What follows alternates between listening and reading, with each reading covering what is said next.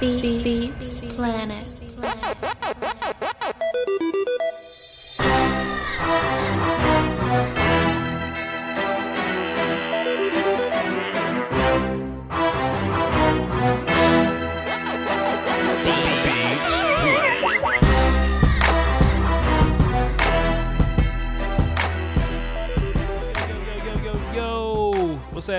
What's happening? Let me boom, boom, boom, boom, boom. Make sure my sound is good.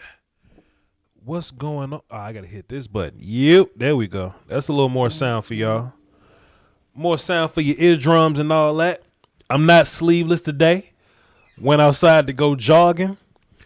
The temperature hit my bones. It hit my bones and it wasn't friendly. And I say, no, sir. No, sir. I was born in Mississippi, live in Texas. You can keep all that 40-degree mess. And I'm sure there's somebody from Alaska, from Antarctica, New York, talking about some, Voch, 40 degrees ain't nothing. It's like summertime. No, sir. Mind your business. But we still got it going though. $100 super chat from my man JD. JD been here for a long time. Shouts out. Let me find a button for you, brother. Let me find a button for you, man. Let me just go ahead and one time. Just that ain't loud enough. Hold on, time out. Let me bring that back. Turn my volume up. Then we're gonna hit the button. We just go. Better. That's better. Appreciate you, man. Dropped the $100 the super. You've been around for a long time, sir. Shouts out to you. I was just having a conversation about the good old days. We was on the Twitter machine. And for some reason, people think I've had the All 22 my whole YouTube career. Oh, no. All 22 has only existed for like a year for me. Maybe a year and some change. But, you know, them good old days where we had the broadcast view and the tabs on the screen. You know what I'm saying? Them old days, them day one days. Oh, buddy. We go way back. So appreciate you, man, for your contribution. It will go to a great place. It's going to go right back to the channel. It's going to go to a great place. I just wanted to holler at y'all today. Some of y'all on your lunch break or what have you. Some of y'all, what else y'all doing? Some of y'all might be at school or something. Some of y'all may be doing nothing at all. Some of y'all may be doing nothing at all. I just kind of wanted to reach out to y'all to talk some things, right? And just kind of talk about whatever y'all want to talk about, you know, because we live right now. And I feel like this is just one of those housekeeping maintenance shows or whatever, where people may just have questions throughout the week. So we'll address some of that and just, you know, whatever y'all want to do, man. I'm here for y'all. I'm here for y'all. And hit look at it. Look at this. Somebody in my chat box. What they say? 40 degrees ain't nothing. Chill. Chill. You know what I'm saying? I ain't trying to hear about y'all's tolerance to cold weather. This ain't about you. What in tarnation is this? Oh, okay, that's my screen. I can hit this button. Hold on. I ain't trying to hear about your cold weather tolerance. This ain't about you. This ain't a conversation. It's a monologue. This is my experience. This is my truth. But welcome though, man. Like I said, if y'all want to call into the show, the phones are live 515-606-5187. Access code 309104. Just wanted to get into a couple things today. Coaches, if you're a Cowboy fan, if you're on the Cowboy side of the show, I may want to touch on coaches here and there. If you're here for the draft content, we're definitely going to get into some of that. I've been watching some DBs and boy, I just want to have a conversation about some of the safeties I've been watching, because I have this notion that y'all overrate the hell out of these safeties simply because y'all want a safety, so that you overrate the hell out of them. We're going to talk more later on when we do the draft joint that me and Jeff be doing. We're going to talk a little bit more about that. I want to have Fuster King in here at some point too. I don't want Fuster King to think I'm Hollywood and don't want to have him on the show. It's that Fuster King is busy, Fuster King is coaching, and Fuster King like to do shows at like 11 at 11 p.m. Central Time or whatever, you know what I'm saying? So we definitely gonna get Fuster King up here to get some of his draft thoughts. It's just, you know, the times or whatnot. There we go. The times got to add up and all that foolishness. And of course, you know, this is a open forum to say whatever it is that you want to say. Joe on the phone right now, so let's hear what brother Joe got to say before we get started. What's happening, brother Joe? I was going pretty good.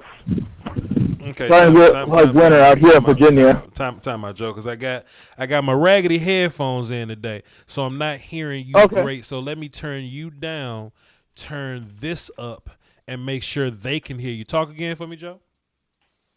Yo, Oh, that's much better. how Okay, you cool. doing? You said you was in cold ass Virginia. What happened?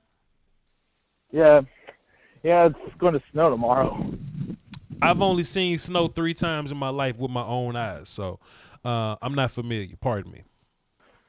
That's okay. That is really fortunate for you. Good.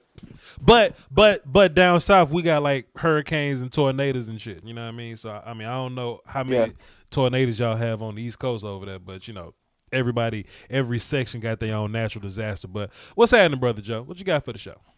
Hey.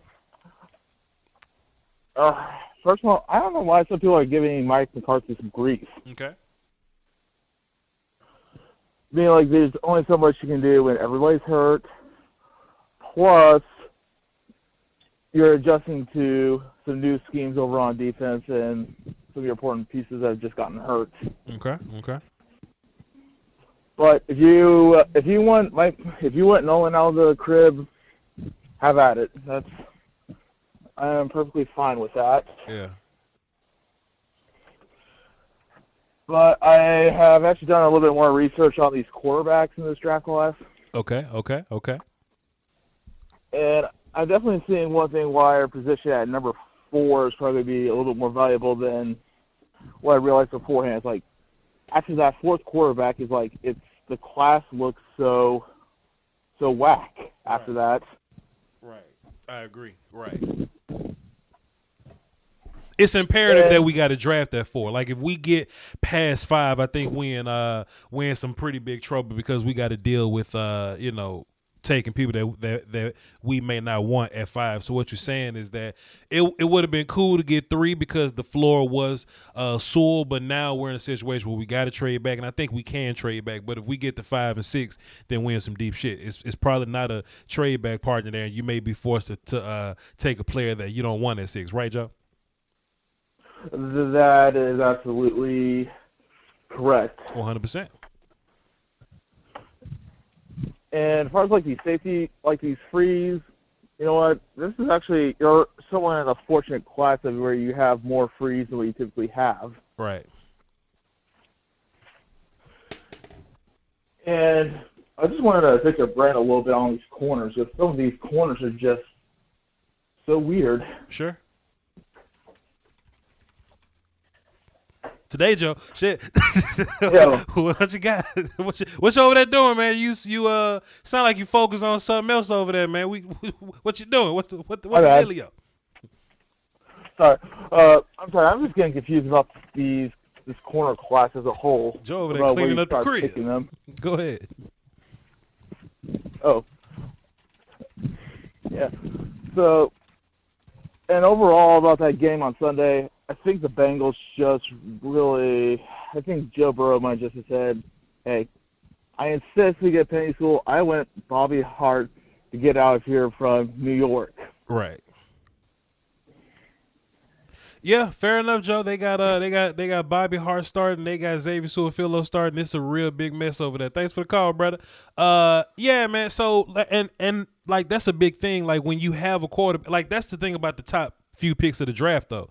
Is like you got to evaluate what they may or may not need. So if there is anything to feel good about the Bengals being in that top pick or even the Chargers being there, you know that they're not drafting a quarterback. You know what I mean? So at that point, you got to be like, all right, but I don't want somebody to trade up with the Chargers to come get the pick. You see what I'm saying? I don't think the Bengals have the luxury of trading back. They got to fix their offensive line right now. If it was me, I'd get up out of there, get Rashawn Slater, move on my life, and then, get more picks to fix the team up. That's what I would do, but the Bengals ain't me. They them. But I have a feeling that they're going to take Sewell, not pass him up. But the Chargers are a team that I think is good enough to where they would trade back. So we got to make sure that we stay in the 4th spot. The Chargers got like the Broncos coming up, the Chiefs, and some other little game that they probably could win. I don't see us beating San Francisco, the Giants, or the Eagles. So we'll cross that road whenever we get there. Let's get Josh on the phone, see what Josh saying. What's happening, Josh? Hey, man, what's up, man? What's up? Chilling like a villain, player. What you got for the show? Hey, so I know it's 'tis the season. I know it's draft talk, and I know that we're talking about flipping bricks around here. You know? Yes, sir. But man, look, I need a different watch, just for temporary purposes. You don't gotta go all the way, but I need a different watch right now. Okay. The reason why I say that is because what if we go to the playoffs, we seem pretty, for some reason, chemistry clicks, we go to NFC Championship, still a game, and we're in the Super Bowl. What happens at that point? Are we upset that we went that far and we actually are playing in the Super Bowl, the big game? Or would we, rather just have a top 5, top 10 pick? That's some pretty good acid that you're tripping on, my guy. Or some pretty good wild parsley that you're smoking there. Well, I don't know. I'm a true Cowboy fan, man. I mean, likewise. So first of all, let me just. Does that look like wild parsley to you? So, going into this season or whatever, I'd be talking my little talk about Cowboys winning games, and people thought I was incredibly unrealistic when it came to me thinking how I felt about my Cowboys. I was literally, we gonna be undefeated until you beat us, or we're gonna be 15-1 till you beat us, 14-2 till you beat us. That's really how I feel. But when Rain Dakota Prescott was on that stretcher, all that shit changed. People didn't understand how realistic I was until they saw that side of me when I was going, "Hey man, Andy Dalton terrible. I don't see us winning too many more games." It was like, "Yo, where this pessimistic vibes came from? It ain't pessimistic. I just know who Andy Dalton is. I know who Terry. I saw Rain Dakota Prescott overcome an offensive line of all backups and the worst defense I've ever seen in my life. And he was barely good enough to be good, but not win the games. I don't expect Andy Dalton to win those games. Go ahead, sir. Yeah, man, you don't expect Andy Dalton to win. I understand that. Terrence Steele is a headache, but it's just that we still got some skilled people. We still got some talented individuals. It's just that for some reason, the wise man in me, I was like, look, man, just take the top 5 pick, build our team, and let's just run it back. But it's just like, yo, if we just happen to win 3 straight, which I do think we're going to win. I know we're trying to do Tankathon, but I honestly think that we're going to win all 3. And if we just happen to limp into the playoffs, it's just like, yo, even if Andy Dalton can just be average, and our O-line is gaining chemistry. It's not like they've been ass, like the week 3 ass O-line that we knew, but it's just more about O-line, they have chemistry. The defensive line, even though we have a weakness inside, it's not terrible. We're still getting pass rush. If our linebackers can get their chemistry all together, and we're having our number 1 cornerback coming in, next week? Stay healthy. You talking about Donovan Wilson come in? Trayvon Diggs? Diggs ain't coming back till next year, fam. Next year? He's on that? Diggs out for the year, player. Oh, man. Oh, no. Diggs out for the year. Oh, yeah. So, news to me. I thought he was going to come back. I thought he was going to run it back. Where's this pretty good D-line you talking about? Where them gentlemen at? When they coming back? We're not going to act like we can actually apply pressure. We have pressure. Does that look like wild parsley to you? Inside, I don't know. I can't help you with that. I can't. But it's just that I know we can apply pressure. It's just that, You want to know the problem with... Maybe I'm on the hope deal, right? I'm on the hope deal. You want to know the problem with applying pressure? Is you can only apply pressure when you stop the run. And the Cowboys cannot stop the run. So I just want to I just want to see where all this out. I want to see where Andy Dalton been average, because when I think about average, I think like Tannehill or something. I think about Ryan like Tannehill. You don't think Andy Dalton's a Tannehill? Huh? Okay, well, this is how I see. This is how I see Andy Dalton, and you can agree. Like, maybe he is below an average quarterback, but I believe we have the best receiving core in the NFL. Like, the past 2 or 3 weeks, man, goddamn. I mean, these receivers are actually creating separation. They're very talented. I think we got the number one receiving core. But Andy Dalton still got to get the ball to him. he still got to get the ball there. That's why I was like, all receivers can bring a below-average quarterback. No, they can't, because they haven't. They can't? They cannot, and they have not. They have not. Gotcha. They haven't done it. Okay. You don't think CeeDee Lamb and Amari Cooper missing Dak Prescott right now? Oh, they missing them. You can look at the routes. Man, and they look frustrated. Even Gallup is looking frustrated. And he's supposed to be the most down-to-earth receiver that we have. You know, but I understand. I think the perspective that I'm coming from is hopium. Like, I'm drinking a lot of hopium right now. Because I'm like, yo, we may have playoff football, and the guys that I see on the roster, what if they make a run? You know, what if we, like, let's say the Rams, they get beaten out the first round, because I don't want anything to do with the Rams, because their running game is wonderful. You know, I'd rather have Arizona. I'd rather play Arizona. I'd rather play the Seahawks. You know, I'm not scared of those. I'm not scared of those teams. I'm scared of, and I'm not even that scared of Green Bay. Shit. You know, but it's just, I know. I'm speaking for myself. But at the same time, it's just, yo, I want Arizona right back. I want Minnesota. I want Seattle. Okay. I think we can get those teams, and if it falls in that, you know, if it falls for us in the playoffs, why not? We can see our team in the NFC Championship. So, you know, I know it's a far fetched, but what happens if that? What happens if we get there? Let me see. Let me just pull this up and see. No, are we gonna pull Andy Dalton? Let's see. Let me just pull this up and be appropriate here. The Bengals passed for 208 yards. They rushed for 101. The only reason they didn't capitalize on those because they fumbled the ball 3 times in a row. We won 30-7, but that's just because the Bengals are terrible. But the Washington football team, we lost 41-16. The Ravens, we lost 34-17. We did beat the Vikings, I give you that, but Zach Martin is no longer at right tackle. They got the best running back in the league, arguably. So we lost to the Eagles 23-9. We lost to the Washington football team the other time, 25-3. We lost to the Cardinals that you're not scared of, 38-10. I don't see it, my guy. I don't see it. I'm not scared of the Cardinals, bro. You ain't scared of the Cardinals. The Cardinals dropped 38-10 and they played horrible. I ain't with it, player. I ain't with it. I understand. Hey, but listen. Okay, this was a good call, though, Josh. I appreciate you, but for sure, man. Not gonna be able to do it. Josh say we're gonna make it to the NFC Championship, and I ain't scared of the Cardinals. All right. Matter of fact, let me go back. Let me go back one time, right? Meanwhile, Dak Prescott, right, 40-39, 38-31, 49-38. We lose, but fam.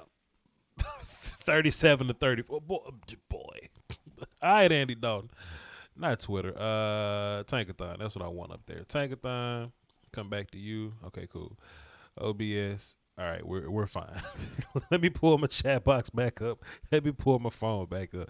That boy say we going to. You say, Voch, what if we go to the Super Bowl, Voch? I said, okay, that's cool. I said, all right, that's cool.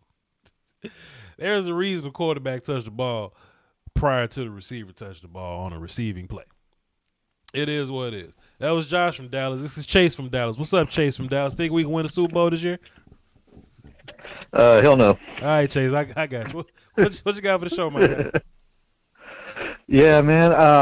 It's unfortunate that this year that there's no Chase Young in this draft, man. Of all the years the Cowboys to suck, it's this year where it's just top offensive talent in the draft, and there's no Chase Young, there's no Nick Bosa, man. I want to get your thoughts on what you think, if there's any like blue chip player in this draft that, regardless, this guys can't miss, other than the quarterbacks. Like if the Cowboys get in that position, like even if it's an offensive guy, would they take him? Like I've been seeing that tight end from Florida. They say he's just Randy Moss 2.0. Like, what are your thoughts on that? Well, I don't think Kyle Pitts he's the tight end from Florida. I don't think he's Randy Moss 2.0, but he's a receiver playing tight end, and the other team just keep putting linebackers and safeties on him, so that's just their fault. But so I just want to get this clear though, because a lot of people get their draft information from me, and for a lot of the time I do talk from a Cowboy nature. So when I say there are no good players in the top 10, I'm saying that for us. You know what I mean? But if you're a team like the Eagles, right, to where, like, if you look at the quarterbacks that's up there, you look at the offensive line up there, there could be two guys. And even the receivers, I think it's two receivers up there. I think it's Devontae Smith should be in the same conversation with Jamar Chase. Chase is the wide receiver from LSU. Smith is the wide receiver from Alabama. Then you got Kyle Pitts, the tight end from Florida. Like, I think all those guys are really, really good football players, and I feel confident if I had to draft those dudes. The sickening part is that the Cowboys don't need them necessarily. You see what I'm saying? Yeah. So when it comes down to the players that the Cowboys would need, defensive ends, defensive tackle, well, don't need ends really, but tackles, linebackers, corners, and safeties, I don't feel good about those guys in the top 5 sort of picking situation. You know what I mean? So that's just what kind of makes it sick about us. But there are some good players up there. So it's pretty much, if you're looking at it, if you want to get a defensive guy, just trade down and see what kind of value you can get. Trade back. That's why trading back is so important this year. And it ain't like, like last year where if you're the Lions sitting at 3 talking about I hope somebody trade back with us. There's no incentive for trading into the Lions pick, because a lot of teams ain't going to trade up for a corner. They'll just wait, or they won't trade up for a receiver or whatever. But quarterback is different. That's why right brick on my brick is so important, because if it's 3 quarterbacks that you feel really good about, one's going to go first overall, another's going to go second overall, then we're sitting with a brick in our hand and there's a drought in the streets. You know what I mean? So if whether it be Justin Fields or Zach Wilson on the board, if somebody wants quarterback bad enough and we got one on the board, and I'm looking at my Tankathon chart, you want to get in front of the Panthers, the Falcons. You want to get in front of the Eagles. You want to get in front of the Giants, maybe Detroit, San Francisco. All those teams are going to want to get in quarterback position. So that's why that's what's so important for us. We got to trade back. We must do it.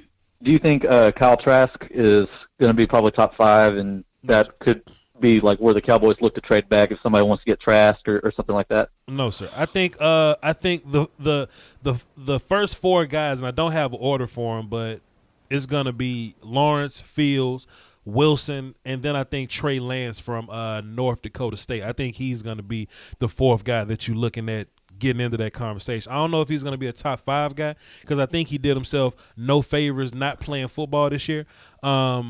But I think he'll more likely be the next guy.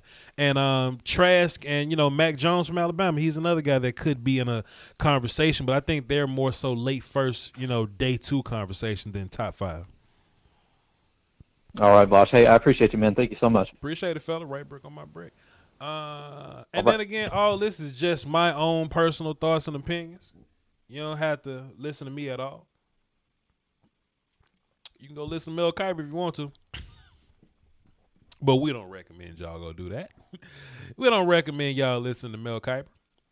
But it is what it is, though. Hey, man, if y'all got any questions, it could be draft-related, Cowboy thoughts, whatever you want. Call into the show, 515-606-5187, access code 309-104. Let's get Justice on the phone. Then we're going to get into these numbers I don't recognize. Ooh, got new callers. What's up, Justice?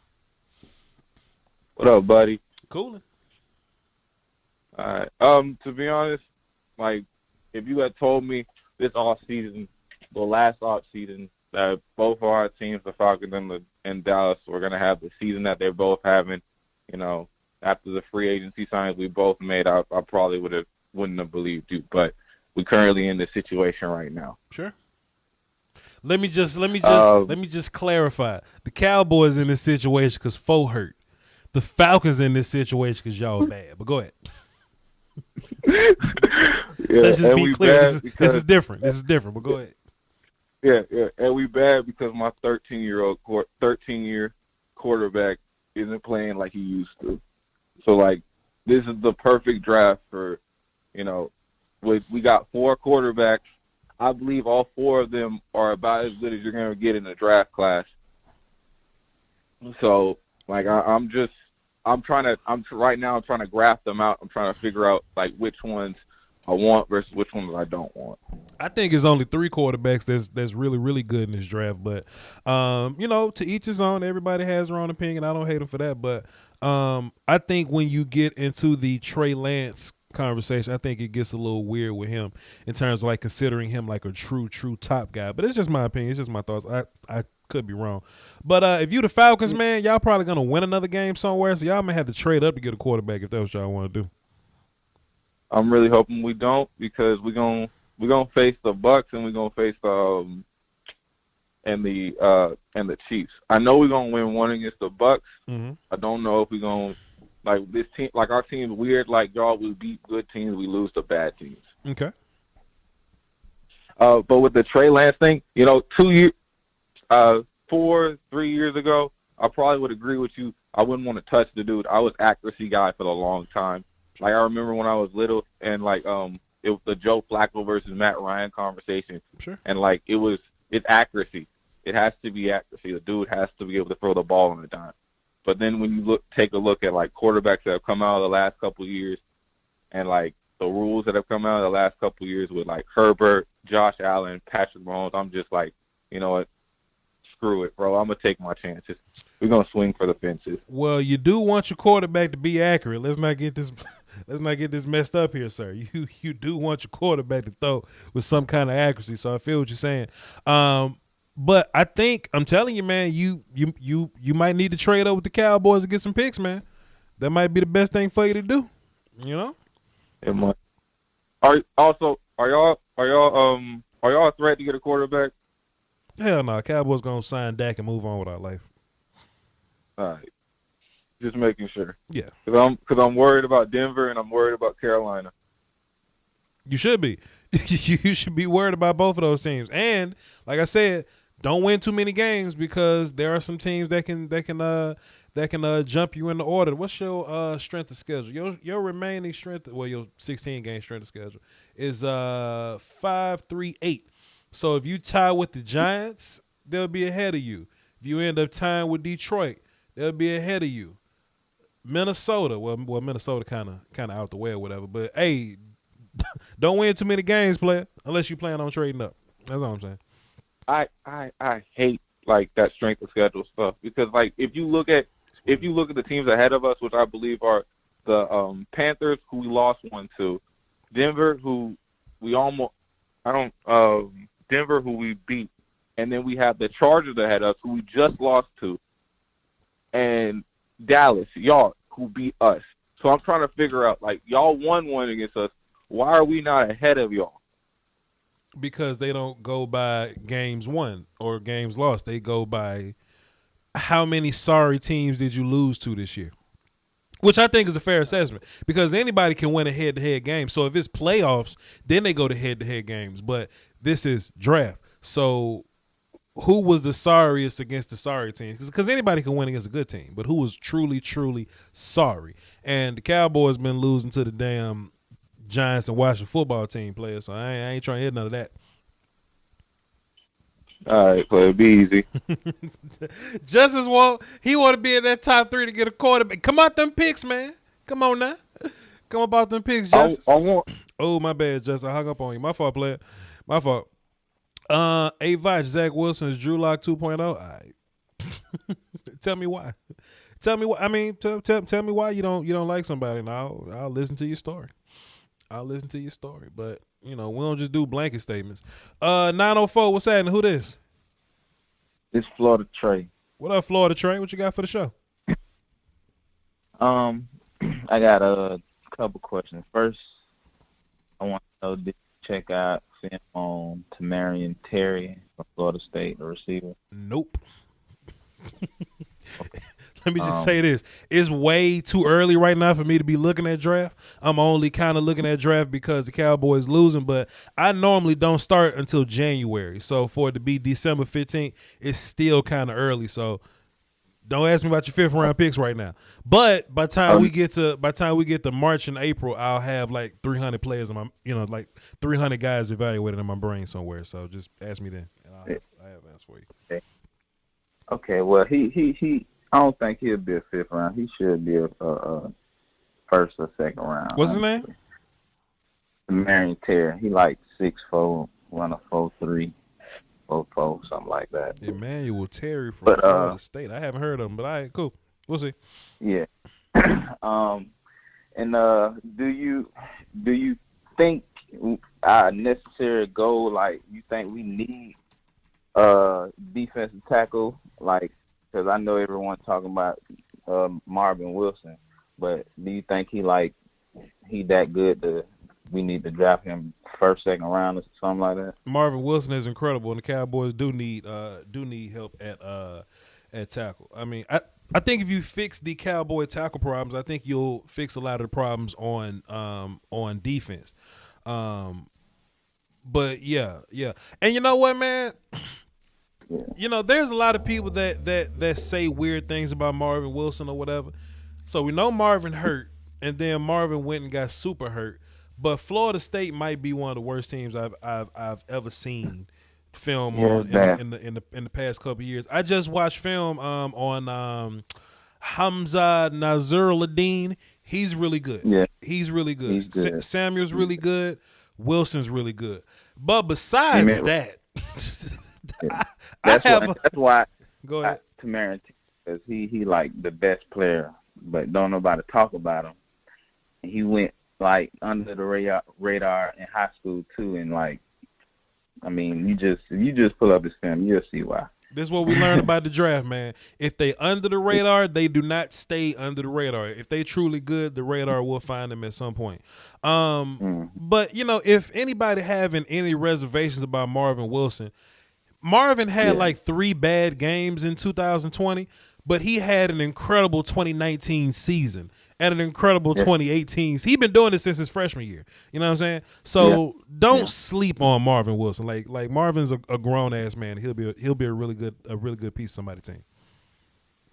Okay, and my last point. I feel like we do need a corner because our corner's bad. Except Diggs, he like the only good one that I like. The red and Wilson, I like Wilson, but I feel like if we get if Patrick Surtain run like a 4.4, he gotta be a top 10 pick. Like I just don't want to miss on a cornerback because we do not draft cornerbacks well. It's just seeming like that.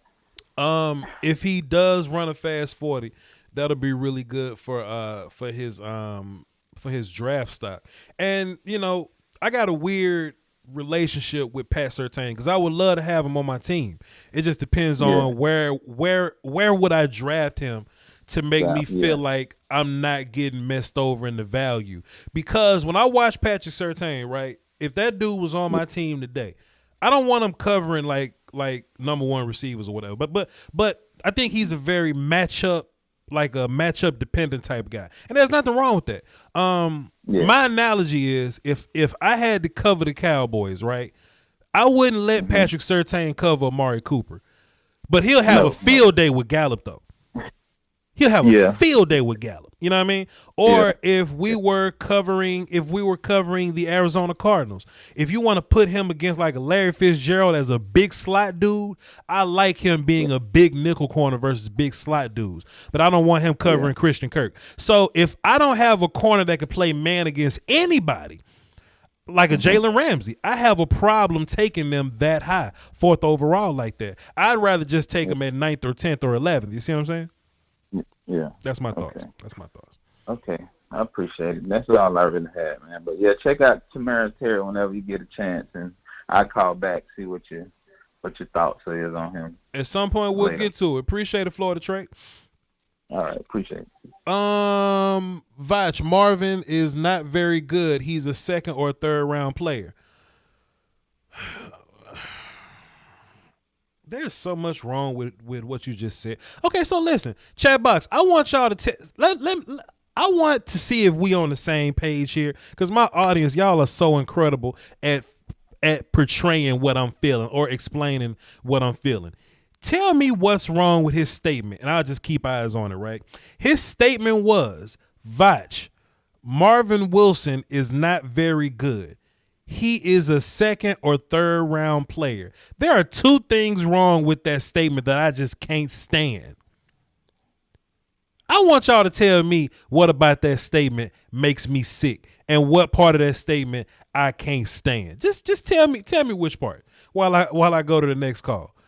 305 Miami, what's happening? Hi, Voch. How are you? This is my first time calling your show. What's happening? Who this? Anthony. All right, Anthony from Miami. What you got for the show, player? I'm a Dolphins fan, actually, and I'm wondering, what do you project? Really, I have 3 questions. Where do you project the Houston pick to be? Is that going to be at best, a top 10 pick, or do you think there may be a top 5, maybe? The Houston pick that we got in the Tunsil trade. Let me ask you a question first, sir. Let's just go ahead and make this a little conversation here, if you don't mind. Would you say that you're satisfied with how the Dolphins have traded the last 2 years? I mean, have drafted the last 2 years? Yes, yeah, we've been successful, but you don't hit on every pick. Sure. You like every pick, every second and third round pick, you don't always hit. So with the first round picks, yes, we've hit a 50-60% of the time. Yeah, and that's a pretty good ratio, don't you think? I feel like y'all had so many picks last year, and I was so jealous. Oh, the Dolphins had so many, and y'all got a lot of picks this year as well. And I was like, man, I think if I had those picks, I could do so much more with them. You know what I'm saying? But that's just my brain. I think so y'all. You didn't like us drafting Tua? The Tua pick was fine. I didn't like the Austin Jackson pick right there. I think there was some better guys on the board.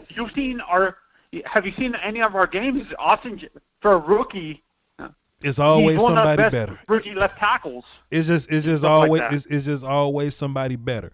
I wasn't a big fan of him personally. I just think that it was some other ways that you guys could have gone. You thought we should have traded up for like a Tristan Wirfs or an Austin? Not even. I mean, y'all ain't had to trade up. I just think that there was a lot more ways that y'all could have gone with it. Like with the handful of players that y'all had, I always had somebody ranked higher than them that was on my board. So you think the Noah Igbenogany pick was a reach? Oh, it was so many corners I would have rather had than Noah Igbenogany. But if you wanted somebody to play how he played, and that's another big thing that goes into this. If you wanted somebody to play how he played, then fine. I just think that it was corners. Yeah, and our defense is a man press defense, sure. And I think that's why they drafted him. I just think Christian Fulton is a better press man guy than Noah Igbenogany. Anyway, back to your question though. I just wanted to see what you felt about your draft picks or whatever. Y'all had a lot of picks. Y'all got a lot of picks this year. I'm looking at the Texans right now, and I think they currently are like 8th overall or something. And y'all got the Colts. Well, they got the Colts, the Bengals, and the Titans left over.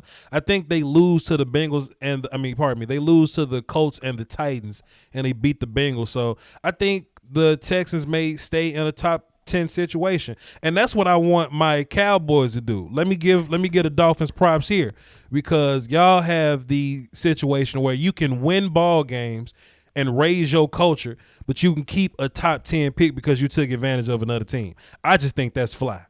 I just think that's incredible. And dude, what's your opinion on Terrace Marshall from LSU? Do you think he's better than Jamar Chase because of the fact that he played, or do you think Jamar Chase is a better overall receiver, in your opinion? Because I'd rather draft a person who's played and you have tape on him than having 1 year of tape on Jamar Chase and stuff like that. What's your opinion on Terrace Marshall from LSU? It's too soon for rankings, but I think Chase is the better player. And, Marshall has played this year, but we do have film on Chase, and we got some incredible film on Chase. And I think the difference is, like, when you watch... I think he's overhyped because of the fact he had Joe Burrow as his quarterback. That's my worry. He's a little bit over. then just overrated, but overhyped because of the fact he had Burrow as his quarterback. Then just get that dude a quarterback that can throw passes like Joe Burrow. See, I don't like to get into the whole what's around them conversation because Devontae Smith is good, but they're in a high-powered offense. Jerry Jeudy was good. Tua was there. Justin Jefferson was good. Joe Burrow's throwing the ball. You know what I mean? So certain things you just need, certain relationships you just have. What receivers, in your opinion, would fit in the Dolphins' offense the best? Because I don't trust Preston Williams and Devontae to stay healthy. Should we draft 3 receivers? 2 small receivers, and 2 big. Draft 4 receivers with our premium picks in the first and second round. I mean, it's up to you. I mean, get your best guys. I'm not really a Dolphins expert. If I had to sit with this question for 6 days, I'll probably have a better answer for you. But I don't want to speak on something. Do you have a Twitter account or something, and we can talk back and forth, maybe? Well, if you'll quit cutting me off, what'd you say? What is your Twitter or like Twitter account or something where I can follow you on Twitter and we can talk about this back and forth? We talking about it now. But it's Voch Lombardi though, VOCHLOMBARDI. But we talking about it now. And I would rather talk about it than send 300 tweets. But I'll listen to your story. Go ahead. And honestly, for me, I would like to draft 4 receivers to add weapons around Tua, but I need to improve my offensive line. Do you think Creed Humphrey is a reach at number, if we trade down to maybe 13 with the Bears who need a quarterback, do you think it's a reach at 13 to draft Creed Humphrey? Nah.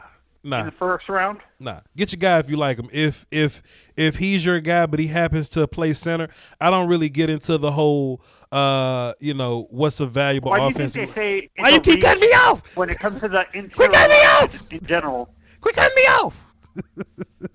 Sorry. No, you're good.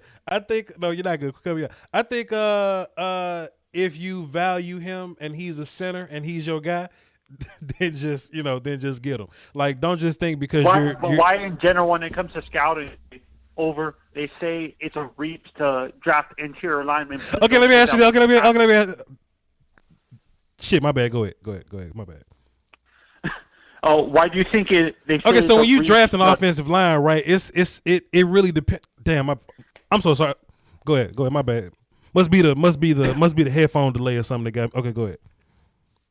Okay. Why do you think it's... My thing about Creed Humphrey is Creed Humphrey played on the best offensive line in college football at the time. You know what I mean? It was him, Cody Ford, Ben Powers, Drew Samia, Bobby Evans. That was a cold little offensive line for him. You know what I mean? And that was his freshman, sophomore year, something like that. So if he could transfer that into being like that top tier dude, now he just getting better or what? Oh, fam.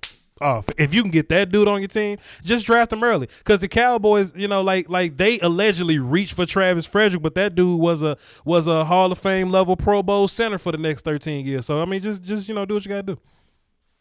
Yeah, and honestly, I know Hunt is playing well at tackle, but we need to improve.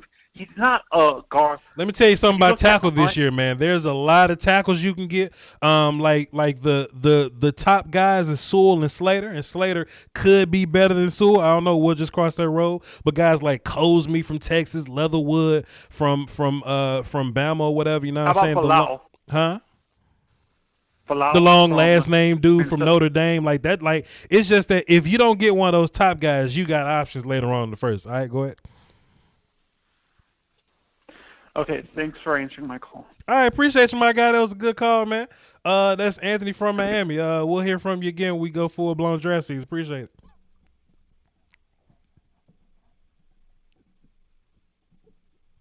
it. Hold on, let me just hit this button. All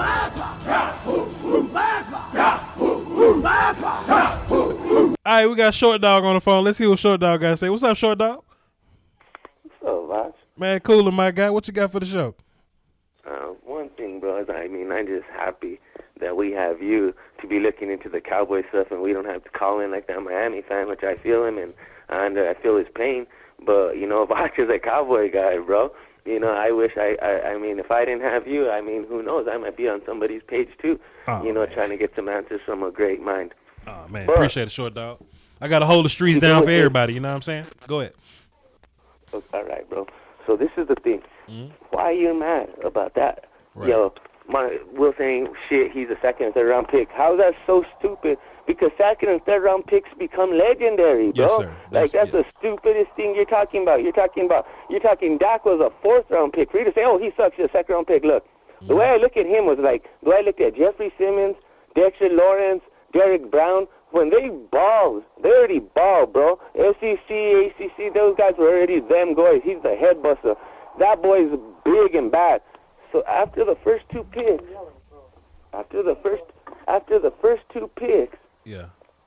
I mean, and you figure a guy like him, what's the big deal, bro? If he gets hurt, injured, he's still going to be a first-round talent. Right. So at the end of the day, I ain't hurt. I was hoping he kind of just got fought with his coach at the beginning of the year and, you know, kicked somebody and got caught with a little something so we could get him in the second or third round. So at me, I'm just looking at him with my mouth wet, bro. But that's all I got to say, Voch. I love you, bro. You're the man. I'm just so happy I can hear you, bro. Through all these things, through everything, those streets love you. You're the man, bro. That's it. Quick. And, you know, yes. do your thing, bro. I appreciate you. Appreciate it, short dog. Great call. Short dog with more profound wisdom, man. The comment that I was talking about earlier, he was like, Marvin Wilson's a bad player. He's a second or third round pick to me.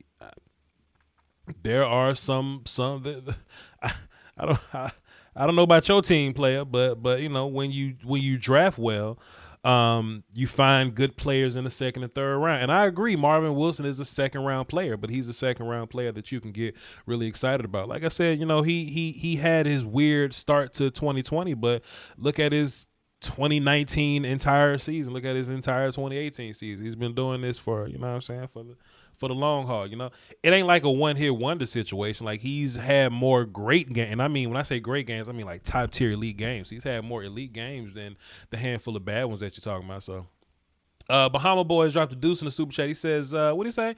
Anthony from Miami need like a push to speak. Hey, come on, son. Come on. He you just got to raise your hand before you talk. That's all. You know what I mean? It was a good call. I even saved his name in the system there so that we can, you know, so we'll know it's him whenever you call back or whatever. But, you know, what you want me to say, man? What you want me to say? All right. Scrolling through the chat.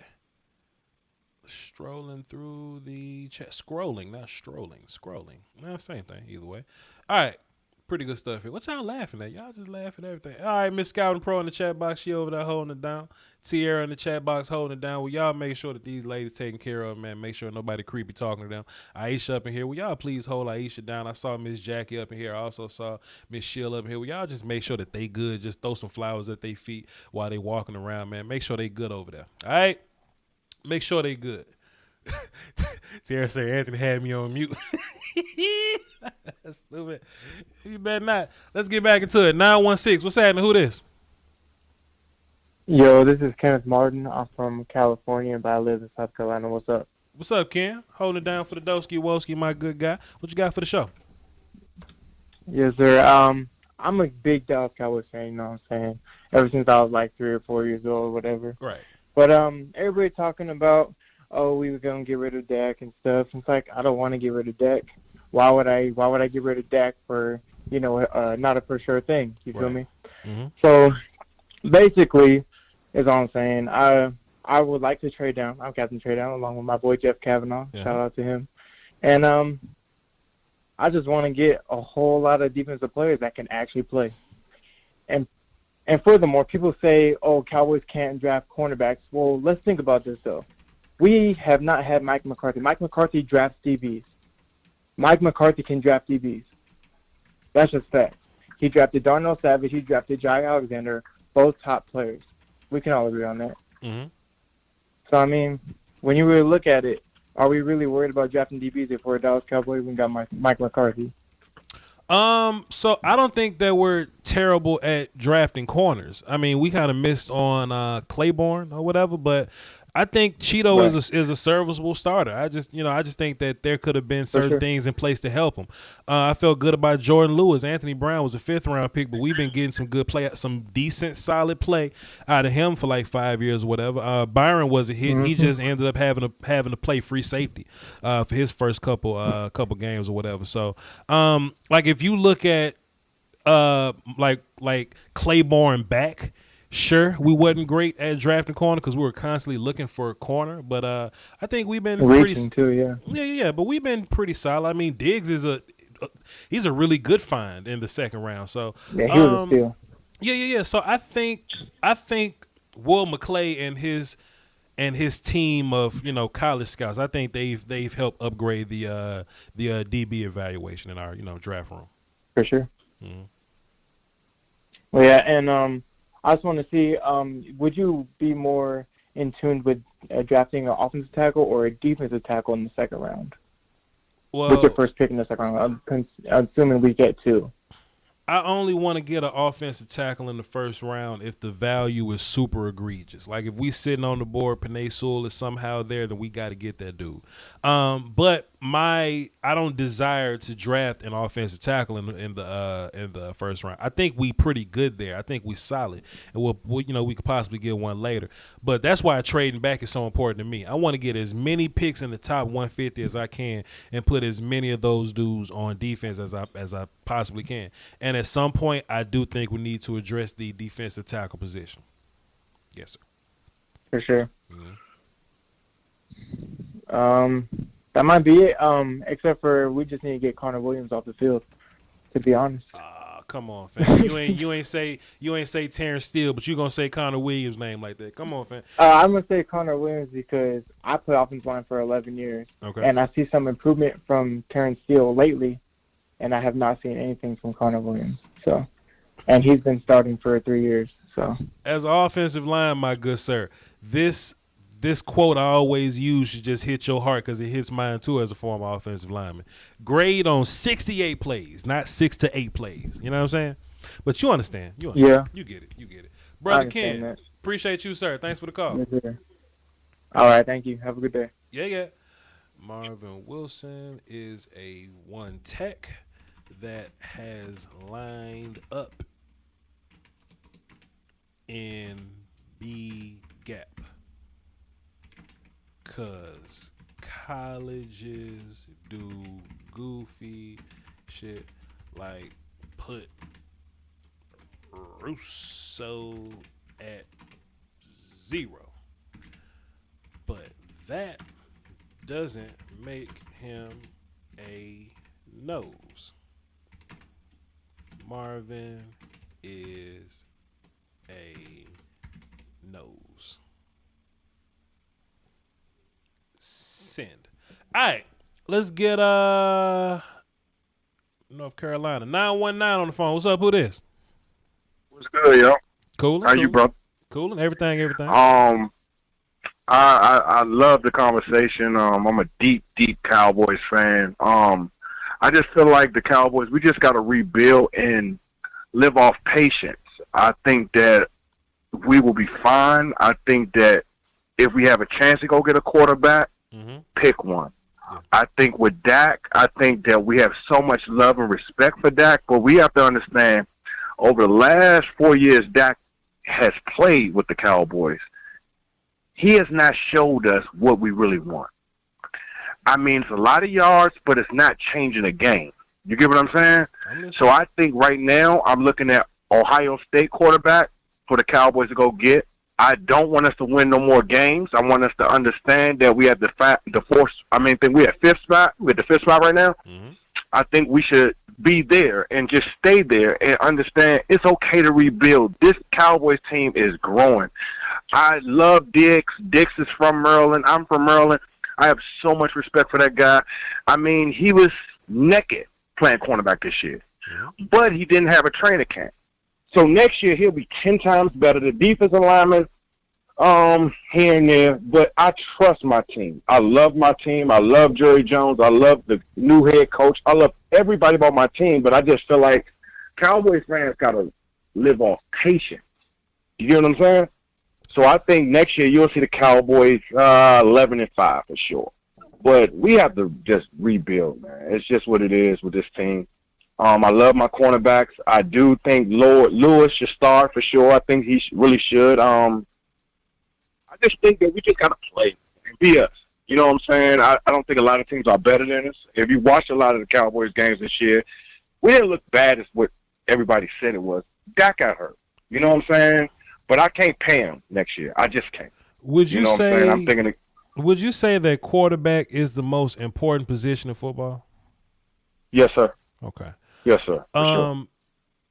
And look, let me just say this before I get started. I'm really glad that we can have a conversation like this because a lot of people will like say it in the comment section and run from it. You know what I mean? So we can't get real dialogue going. So I really appreciate this though. Bro, I really don't even do this internet drive. I listen to you a lot. I think you have great comments about my team. I respect you. There's so much with. I'm a big Cowboy fan, and I be telling my friends like, it's okay to rebuild. I love the head coach. I love that we got that coach. Yeah. I just think that the narratives with the Cowboys, we have to stop being messed up into narratives. We're the Cowboy fans. We're going crazy off narratives. Oh man, we didn't have our tight end at all. Blake will be there next year. We didn't have our tight end at all. So I just think, man, Ohio State kid, man, let him come. Okay, so and I think he'll be there. Let me say this. So if Justin Fields came to this team and he had to play with an entire backup offensive line and the worst defense you've ever seen in your life, can he win football games like that? You saying Justin Fields can win ball games like that?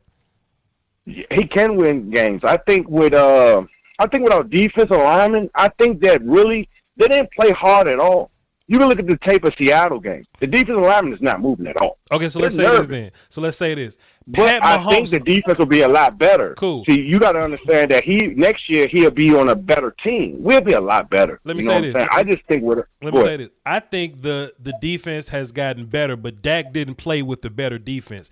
Pat Mahomes can't win. Okay. Pat Mahomes cannot win with an entire backup offensive line and a defense that's the worst I've ever seen. Not just simply the 32nd ranked defense, but the worst defense I've ever seen. If Pat Mahomes can average 31 or so points, like Dak Prescott can, if Pat Mahomes can be the leading passer in the league, like Dak Prescott has done, Dak has outstatted Pat Mahomes for the most part. But we don't have we don't have a Chris Jones on defense. We don't have a Honey Badger on defense. We don't have a defense. We don't have a Frank Clark on defense. We don't have a defense that gets turnover opportunities. So Dak Prescott is my guy simply because I've seen what he can do with this adverse set of situations that you put him in. You see what I'm saying? I don't think there's another quarterback that can thrive off that. Dak Prescott kept us in every single game. He goes down.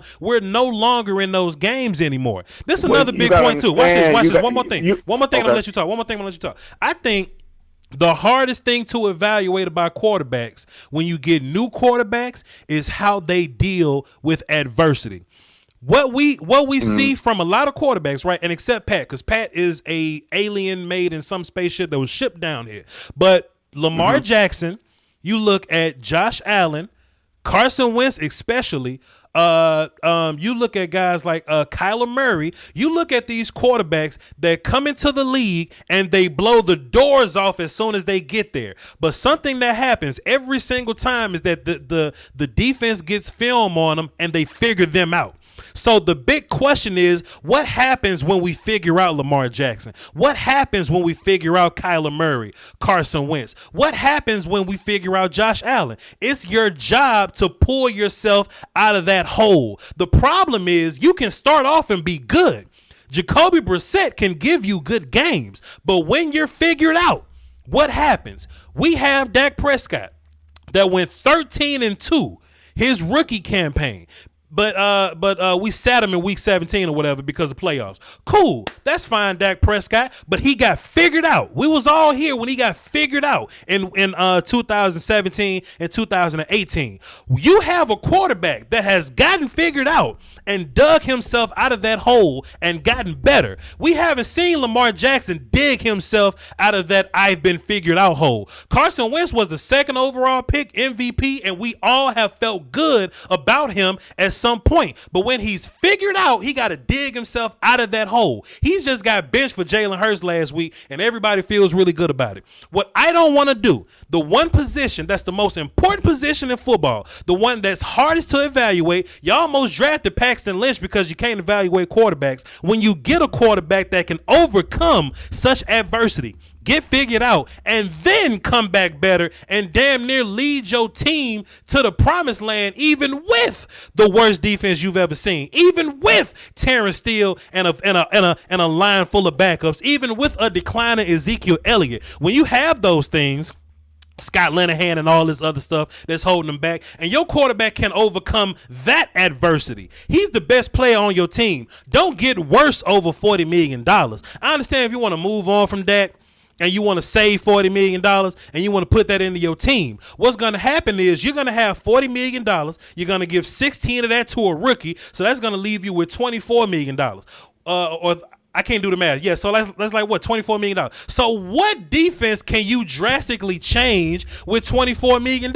You can't. If you put Aaron Donald on this team, we'll be a terrible defense with Aaron Donald. But what you can do is pay your quarterback the most important position in football and take those draft picks. And you can have 5 or 6 guys that you can build your defense with. And then when you get to year 3 and 4, you may have some elite top tier players for cheap, opposed to some top tier players for expensive that's going to be on your team. So now in 2022, damn, we expensive because we spent all this on some defense guys, but now we can't pay CD Lamb. Now we can't pay Trevin Diggs. If all these guys, these auxiliary players are cheap on your team, then you can keep those guys for cheap, build your defense, and still pay the auxiliary guys around him. That's the plan. Don't get worse. Don't get worse on your team on purpose. Don't make your team terrible on purpose. My bad. I've been doing a lot of talking. Now, go ahead, sir. I'm going to let you talk all you want to talk. Go ahead. Oh, wait, my bad. I muted him. My fault. That was on accident. I heard you. Go ahead. My bad. No, you're good, King.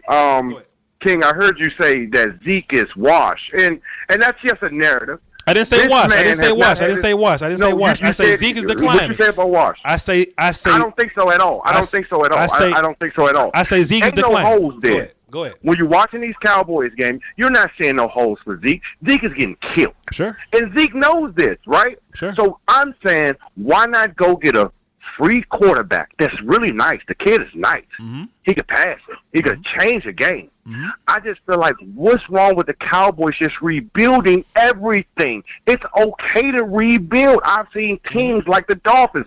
They rebuild. I'm not trying to worry about our contracts because I really think the first thing you need to do as a Cowboy, cut the linebacker 54. Mm-hmm. Smith has to go. He has no speed at all. He can't cover nothing at all. So we don't need him no more. So we'll get some of that money back from him. But my problem was with Gallup. I love Gallup a lot. But why not make a trade for him when you had the chance to with the Packers or with Arizona for a second round? Gallup can't be on my team next year. I have to let Lamb grow at that second spot. You get what I'm saying? I just feel like with this Cowboys team, it's like, yo, nobody. I didn't have my team at the Super Bowl or nowhere near it this year.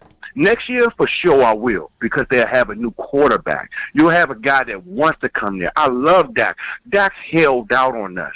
Dak had 140. That's a lie. Dak did not hold out on us. Dak did not. I'm not going to let you lie. I'm not going to let you lie. Dak did not hold out. Okay, hold on. Yes, he did. No, Dak did not hold out. Dak was at practice. Dak did. No, listen. You got to listen now.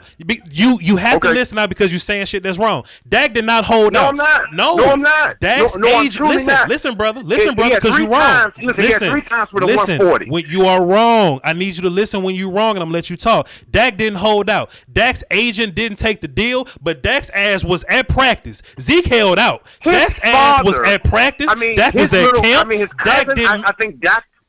No, listen. Dak. Let me tell you what Dak did. Let me tell you what Dak did to the shit Cowboys. but come to his practice and support his teammates. He even built a football field at his house. He's not winning a game. When Zeke got suspended, Zeke went to Cabo. Zeke held out. No.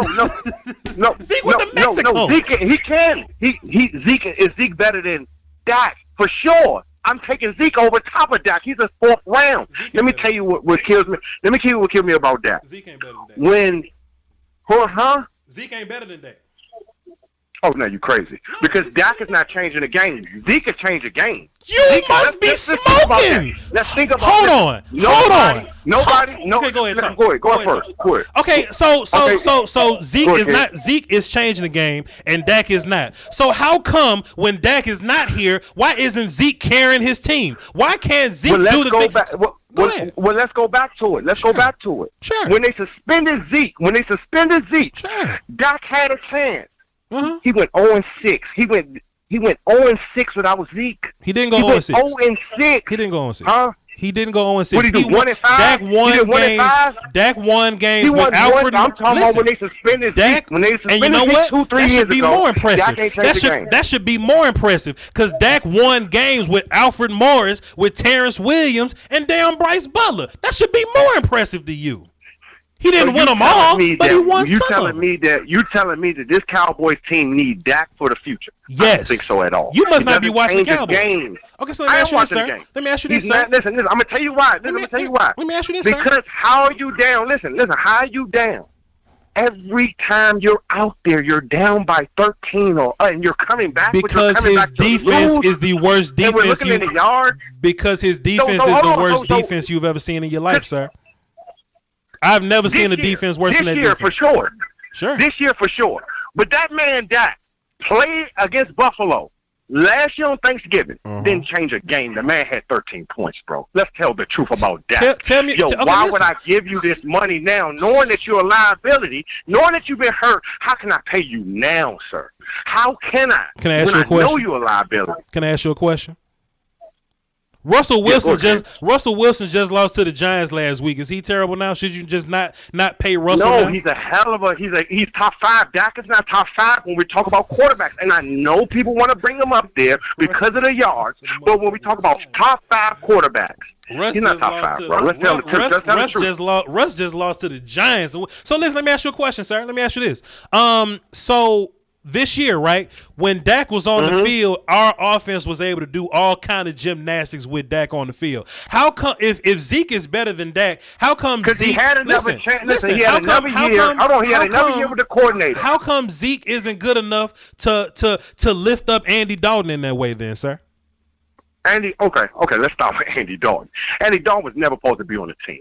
But why hasn't no? If Zeke is that much better, why hasn't Zeke uplifted Andy Dalton? If Zeke is the core of this team, Andy Dalton is washed. The Cowboys messed up wrong. They messed up by not getting Cam Newton. They messed up real bad by not getting Cam Newton. Andy Dalton been washed for the last 3 years. Let's tell the truth, okay? So I'm not going to blame Zeke for why Andy Dalton is not changing the game, bro. I can't do that. I just feel like Ohio State. Where does he go? Ohio State. Go get that quarterback. Please don't kill this one. Go get a new quarterback. You want to know who else from Ohio State? Hold on. You want to know who else from Ohio State? Dwayne Haskins. Just because you went to college so well, I don't mean love you're going to be Haskins. good. Listen. I still love Haskins, regardless of what the Redskins or what they think. I like him a lot. But when I'm talking about you Ohio State fan? That's what this is. That's what this is? No. What I'm telling you right now is, how can you rebuild with Dak when you seen that he can't change a game, bro? You can go look at when we play in the playoffs against the Packers. He's not changing that game. All right, I got to get you up out of here, fam. I got to get you up out of here. I appreciate you, dog. I got to get good, King. I appreciate you, man. Great call, man. That was not a great call. That was not a great call. Oh my goodness, man. Skywalker Steel, man. Please, man, put some kind words into the atmosphere, please, sir. Oh, listen, man. I was about to text you. I was about to come through your phone on YouTube. This dude tripping. This is what I got to deal with, though. Listen, when I make these tweets, when I make these posts, and I talk about Cowboy fans that think this way, people like, come on, Voch. Cowboy fans really don't think that way, right? It's some people out here that really think this way, man. They think this way. What you call them, Voch? I am Legend Monsters. Irrational. There we go. There we go. Go ahead, sir. There we go. That might have been the number one I Am Legend Monster I've ever heard on your show. It's been worse. And no disrespect to the gentleman, he was very thorough in his argument because he believed vehemently that Cam Newton was the savior of this team. So I got to give him props for really going ham. That Cam Newton, 5 touchdowns, 10 interceptions. Cam Newton is the savior of this team. And who's the other cat from Ohio State? He said he liked Haskins, Dwayne Haskins. Haskins. He said I like Haskins. He said I still love Haskins, but he don't like Dak. I don't understand. I'm over here flustered, fam. I wanted to call in here just to get him off the phone, dog. That's basically what I was trying to do. It worked. I got him up. I was gonna hang up on him anyway. But listen, I don't mind somebody having an opinion, right? Like if you feel like Dak, if Dak's not a top 5 guy to you, I disagree, but I'm not gonna let you like hold that or whatever. But I'm not gonna let you say things like, "Oh well, Dak's selfish and he held out of camp." No, he didn't. Even when Dak was going through his shit, he was still at practice all day, every day. I'm not gonna let you say that Dak isn't a game changer or Dak doesn't affect what's going on with the offense and the team or what. I'm not gonna let you say that Justin Fields can overcome an all backup offensive line and the worst defense I've ever seen. I'm not gonna let you say things like that. I'm just not. See, people get so far one-sided with Dak that they start lying, and then they think those lies are truths. Yeah. Dak held out. No, he didn't. Dak was 0-6. No, he wasn't. Dak was 3-3 when Zeke went out. And here's the thing that pisses me off that fans do that don't like Dak. They hold the 2017 thing over his head. Yeah. Ladies and gentlemen, in 2017, Dak Prescott was a second-year, 4th-round pick quarterback. Yeah. Not many second-year quarterbacks is rolling out there when they have their best players out of the games, their left tackles, their running back, and throwing for all kinds of crazy yards without competent coaching, without competent players surrounding him. Yeah. He was a second-year Q, fam. He struggled those first 2 games. Admittedly, he did. But then he got it together a little bit and went 3-3, not 0-6, Mr. Caller. This is my point too, fam, and this might be the most profound argument I've ever come up with when talking about these things. Because sometimes when you get stressed out, you just think of shit, right?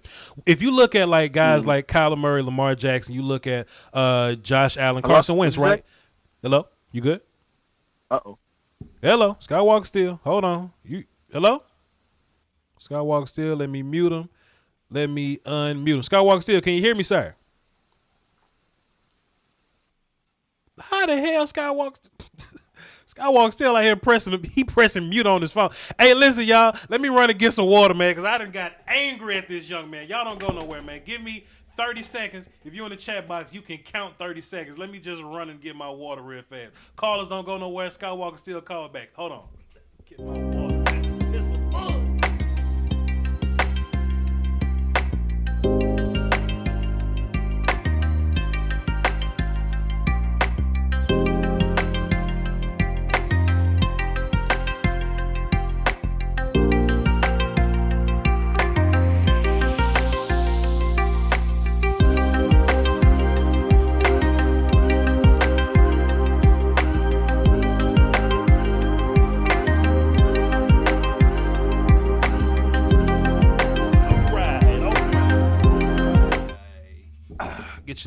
Get your lemongrass, your alkaline water, and cherries. You know what I'm saying? We back, and y'all counting. Look at your trifling. Look at your counting. Look at your trifling. Skywalker still call back, man.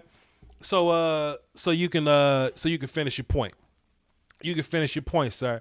We got some good callers on the phone too, boy. Let's Nick Gasher, don't go nowhere. We got Uncle Charlie. What's that, Unc? What's up, man? Cooling, man. What's going on, man? You?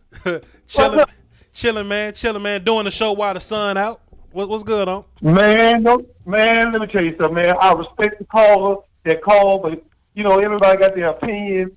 But let's just be honest, man. It ain't been a decent quarterback for the Cowboys this trade. This been over 10 years to 15 years of mediocrity. Let me explain something to you, Cowboy Nation. Here's a young lady online cooking food, cooked the dinner with her feet. 15 potatoes and a roast. She cooked a roast and 15 potatoes.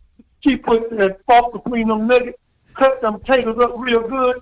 And she said, I'm stepping in it now, y'all. You are stepping in it. I don't want none, but you still step in it. But like I said, he's the right quarterback for this organization as of now. Yeah. Now you can go get Sunshine. Yeah. You can go get it, but it'll take you 2 to 3 years to find out if he's any good.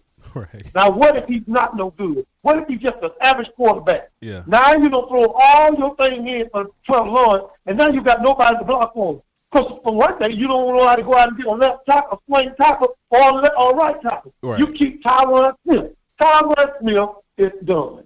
Thank you, Tyron Smith, but right now you can't help us no more, bro.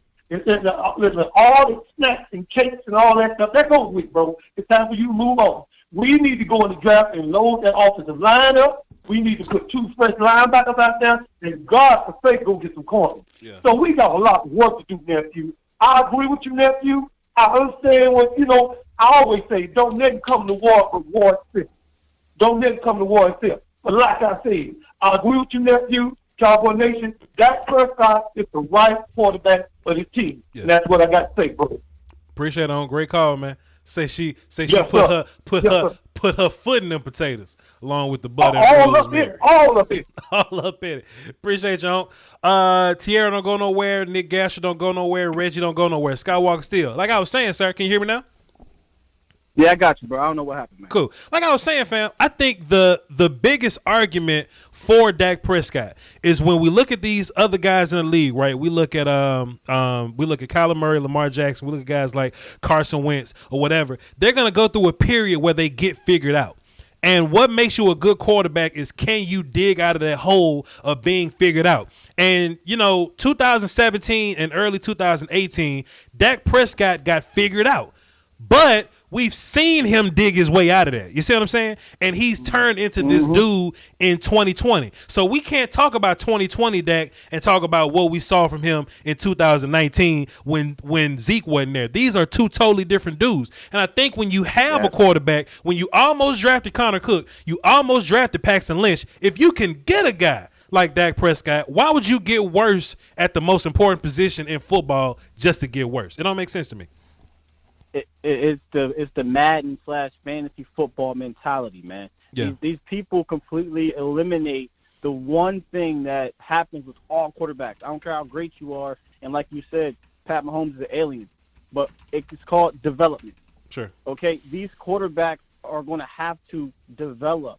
They all develop, man. The great ones, the Peyton Mannings, the Tom Brady's, the Drew Breeses, even the Aaron Rodgers, they all were in a development stage their first 4, 5, 6 years in their career. Yeah. And even Tony Romo would tell you, I didn't stop developing even 10, 11, 12 years in the league. Sure. We don't want these quarterbacks to develop anymore. We think that we're going to drop Sunshine or whoever it is right in here and everything's going to be good for 10 years. We saw it, like you just said, with Dak Prescott. Year one, a lot around him was great. He did great. But when things broke down a little bit, as a young quarterback does, when his health is deteriorated, he struggled. Yeah. Now, like you said, how can he bounce back? Can he continue to develop off the field with his mechanics? Can he continue to be good on the field when he bounces back? And he has. 2019, to me, he showed so much better improvement in the way he threw the ball and how he read defenses. And in 2020, I'm telling y'all right now, if they don't go down, Dak Prescott was going to be in the MVP race. He really, really was, in my opinion. Yeah. Yeah. That's how much he's developed. Time out, one more thing, too. I see in the chat box there's a conversation about Dak beating teams over 500. Don't you worry. Your boy Voch Lombardi has done the research already, so y'all ain't got to think and type things up. If you go and find that video, it'll actually show you that Dak is, 5th place right now playing against teams with winning records, because what y'all don't realize is teams with winning records, they win. So teams lose against winning teams. In case y'all didn't know. So Dak is, I think, his percentage-wise, he's tied with, like, Drew Brees. He's only behind, like, Russell, Aaron Rodgers, and, like, Pat, of course, but, whatever. And he's over guys like Deshaun Watson. He's over all these other guys. So go take a look at that. It's just that when you're a good team, you're good versus bad teams. But losing against a good team is just what the hell teams do. Go watch that video. Go ahead. Go ahead, Steele. Yeah. No, that's a great point. I mean, there's only maybe 1 or 2 quarterbacks in the league. I think Tom Brady and Ben Roethlisberger, who have a winning record against winning teams. That just is what it is. But you know how it is, man. It's Dallas. It's a narrative. They run with it. They did it with Tony, and they're going to do it with Dak. And it's going to continue throughout the offseason. But see, still, though, this is my problem, though, fam. This is my biggest problem. Like, I get a lot of people that may come on here and be like, oh, I'm a Bears fan. I don't think Dak Prescott is good. I don't blame you for that because you watch Bears football. You don't watch Cowboys football every day. It burns me up when I see the Cowboy fans saying this about Dak Prescott. That's what killed me the most, bro. Listen, I still think there's a little bit of a holdover from the way he got the position. I think that's still floating around people's heads. I think there needs to be a scapegoat in Dallas and really any team in general, and it usually starts at the top. Yeah. You know, JG was one, and then Dak is two, or sometimes those things were flipped. But I just don't understand why we eliminate all logic, why we eliminate all context when it comes to that position, when it comes to these quarterbacks. Because let's just be real, we've had two really damn good quarterbacks in the last decade, in Tony and in Dak. And in my opinion, it is not their responsibility to make the team, everybody around them, the best player in the National Football League. It is the front office's job to surround your franchise quarterback with good players to win the Super Bowl, because it's going to take more than a quarterback. Yeah. Fair enough, my guy. Fair enough. That's all you got for the show, man. You just wanted to call in and fuss at people. Hey, make sure y'all tune in later, man. We be on here tonight. We got Mike Fish coming through, bro. Mike Fisher coming through on the late night hype, man. Be sure. I got I know you're gonna laugh about this one, but got Darian Thompson coming on later. I'm gonna do an interview. So for what? Y'all all don't come at him too much, man. Hey man, Darian Thompson like King Vegeta, bro. I'll never not see King Vegeta when I see Darian Thompson. Everybody Google Darian Thompson right now and then Google King Vegeta and tell me that man look like King Vegeta. Skywalker still appreciate you, sir. Cowboys Universe. That's the Dallas Cowboys Network, bro. Dallas Cowboy Network. That's the channel. Go over there, check them out. Appreciate you, my guy. Appreciate it. Yeah. This is what we gonna do because I'm a gentleman. Tierra up next. Nick Gashler on deck. Reggie in the hole. Then we're gonna go Terrence and V. All right. Tierra want to bust y'all upside the head talking crazy about that. What's up, T? What's up, Voch? Coolin'. What you got for the show? Just a quick question. I know we were talking about offense. I just want to switch it back over to the defense for a little bit because I feel like something is flying under the radar that people are not getting or not, like, thinking about. And I think Leon Lett needs to be fired. Ooh. All right. Yeah, I think he needs to be fired. He was a great player for the team, at defensive tackle, where we are struggling at.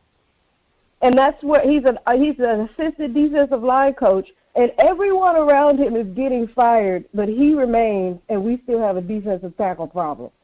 Huh. You know what? I didn't want to take up too much of your time. I just wanted to throw that out there, just to get some traction. And what you think about that? I like hearing a name that we haven't heard before, and it makes sense. That's interesting. Leon Lett. Never thought about it. But, yeah, that's pretty consistent. Every time he's involved, and he's been involved for a little bit, our D-line doesn't really get over the edge, and we're missing, technique things. We're listening, like the nuance side of the game. That's what your D-line coach is supposed to do. That makes a little sense.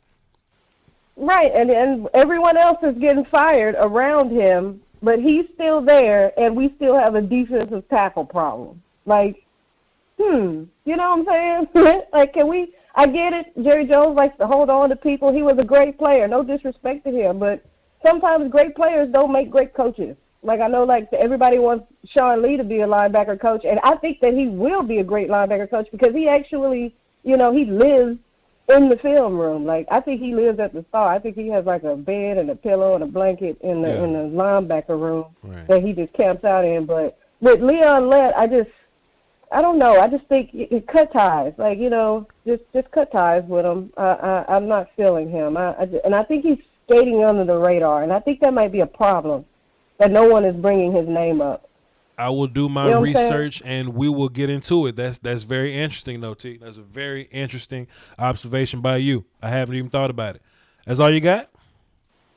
Yeah, that's all I got, man. All right, appreciate it. And that caller with the Dak take, oh my God, I was furious waiting, just hearing. I was just here, just waiting. I was like, oh my God, what does he mean? He was 0-6. Then he was like, no, he was 1-5. I was like, no, dude. Yeah. Zeke has missed 7 games. Dak is 4-3 without Zeke. You know what I'm saying? Like, it's just, oh God, these people, these fans. What do y'all be looking at? They making me old. They making me get old. Appreciate it, T. No problem. That man said Dak was 0-6 without Zeke. I was like, no, he wasn't. And he was like, oh, what? He was 1-5. I'm like, no. He said, well, what is it then? I'm like, you don't know? How you gonna call and say that with such vigor, with such anger, with great vengeance and fear? How do you say that and then go, oh, he ain't 1-5? He is Dak 1-5 without Zeke? And not know. Great point. Who I said was next? Nick Gashler, then Reggie. Then we'll go 254 because they've been waiting for a little bit. I think that's Jason in the chat box. We're gonna go Nick, Reggie, then 254. Let's boogie. What up, Nick? What's going on, Voch? How you doing? You got a little more bass in your voice. What you like, 15 now? I'm 17 now. You're 17 now. Did you ever figure out your girl problems? Yes, sir. We haven't talked in like 6 months. Yeah, we haven't. It's been since draft season. We're figuring it out. We stand single. We're flying under the radar, but we getting there. Nick Gashler's a hoe, ladies and gentlemen. That was what you're supposed to do, man. Look, sow your royal oats, man. You in high school, man. Get it in now, because when you get older, it is what it is. But what's up? Go ahead. I want to address that Cowboys fan right there. Let's do it. Over the last 5 years, I've been subject to watching Trevor Siemian, Paxton Lynch, Brandon Allen, Drew Lock, who else? Kendall Hinton, a couple games ago when he had to play, Brett Rippon, and Jeff Driscoll. Yeah.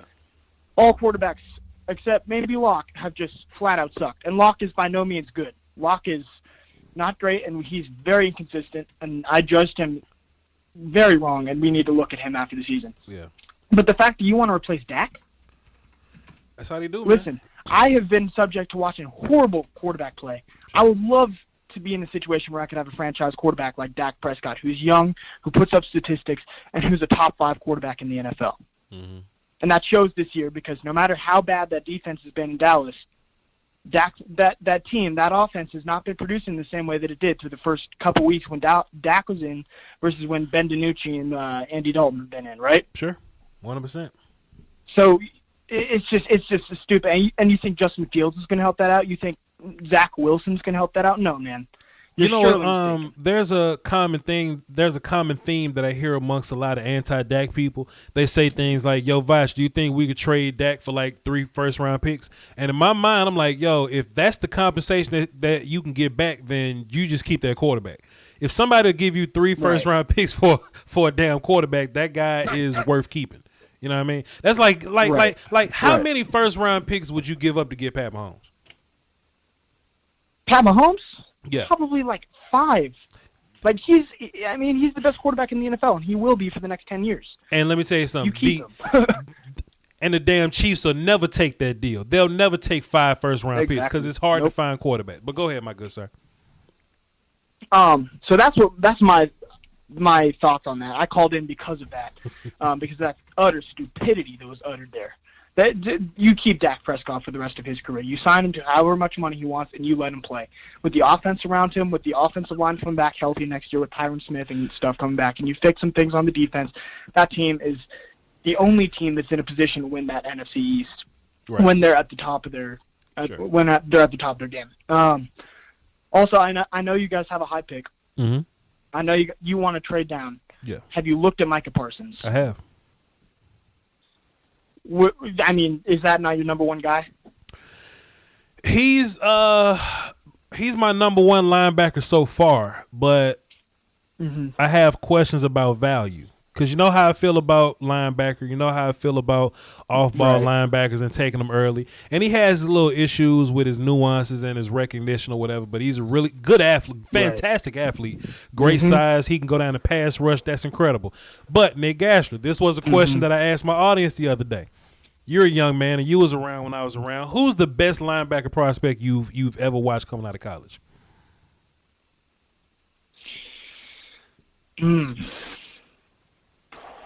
I would say Devin White or Devin Bush, but I'm trying to think of like 2018 and 2017. For me, it was Miles Jack, Nick Gashler. Nobody's better. Nobody's better than Miles Jack coming out of UCLA. So then I asked myself, do I feel the way about Micah Parsons that I felt about Miles Jack coming out of UCLA? And I don't. I don't feel that same way. I just think Miles Jack was a much more complete player. So now I got to ask myself, do I take Micah Parsons at 4? I wouldn't. I don't even think you could in good faith take Miles Jack at 4. Now, if I could trade back and get Parsons at like 10 or so, 9 or 10, I would feel good if I got my extra picks and then I eventually got Miles Jack. Then I eventually get Micah Parsons at 8, 9, or 10. I just can't do it at 4. Yeah. And that would honestly be my strategy if I'm Jerry Jones here, because I think, in my opinion, I haven't watched many prospects this year, but I've watched some of the top defensive ones. I think so far Parsons is going to be your best defensive prospect. And, of course, we could have some dude come out of nowhere. Quiddy Pick could get some film and be a gangster. But Greg Rousseau is not there yet. He's raw. Caleb Fairley is a great cover corner, but he can't play in the run. And those are your, like, top competitors. I mean, I have to watch the safeties. I've heard the TCU kid, the Florida State kid, Hamza Nasirildeen. Yeah. They're both pretty good players, but, I mean, safety is not that valued of a position at this point anymore. But I think Micah Parsons is far and away the best defensive prospect in this class. We'll see about it. So, if it were me, I would take that second-round pick for some team like Washington or Chicago that wants a quarterback and get into the 8 and 9 range to go take Micah Parsons over the Lions because they'll want him too. Well, it's December. We got a lot more Cowboys to talk, but when January hits, Lombardi's Draft Talk comes back, and you need to be a regular when that happens. All right, so no doubt, and I'll come full force with all my player reports that I've done so far. My man, don't be no stranger. What's your YouTube page now? Because it got a different name every 3 weeks, Nick. So yeah. It's now NG Draft Central. I'm putting out scouting reports. Penei Sewell's going to be next, followed up with some other guys. But I put out Trey Lance a couple weeks ago, so make sure to go check that out. NG Official. Appreciate you, man. Salute. NG Draft Official. All right. Yes, sir. Peace out. Get Nick up out of here. That's the Phenom, man. Nick Gash would be making $1 million right now if he'd have started YouTube when I told him to, but, nobody listen to me. Let's go to 254 and listen to 254. 254, what's up with this? This is Booty Box. What's up, man? What's that? What you got for the show? Man, I'm just calling because I called in. I called in when I heard the boy talking about Dak and letting Dak go. Yeah. What type of damn sense does that make? I ain't know Dak played cornerback, Yeah. I ain't know Dak played D-line. I ain't know Dak did none of that on the defense. Right. Now, before Dak got hurt this year, we talking about Dak as a potential MVP player last year. Even coming into the season this year, before Dak got hurt against the Giants, he having an unbelievable season. Now, why the hell would you let that go? Why? It don't make sense. Yeah. You let that go, you let the whole season. You might as well just trade everybody away. Trade Zach Martin away because you don't need him. You asking to bring in a rookie that ain't proved nothing. Right. Trevor Lawrence has not played since he got COVID. What we doing with him? You know what? This is what we need to do. We need to switch boots. Play Tony. Somebody say you called in on an Xbox headset, like an Xbox microphone headset. Somebody say you sitting in a fish tank. Yeah. You called in for that cricket phone, they say. Tell them I'm at work. I'm sorry, I ain't got the best technology that they got. You know. Tell them I need to go be the way dude was talking. I need to go take Dak's spot, get some of that money so I can get a better headset then. Somebody say you called in from the walkie-talkie they gave Craig on Friday after Knicks. Oh man, R.I.P. Debo, man. Somebody say them 2G towers messing up your connection. You got an AOL phone. Yo.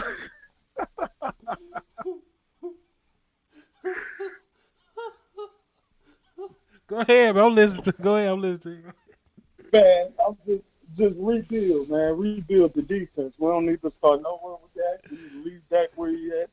Just rebuild the defense. That's all I need. Now I'm about to go check my AOL connection. Somebody said you had the rotary phone from Who Framed Roger Rabbit. All right, my guy, I'm gonna get you up out of here. I appreciate it. Boy, y'all, boy, oh y'all crazy. Somebody say he called in from Kim Possible Watch. Who said that? Who said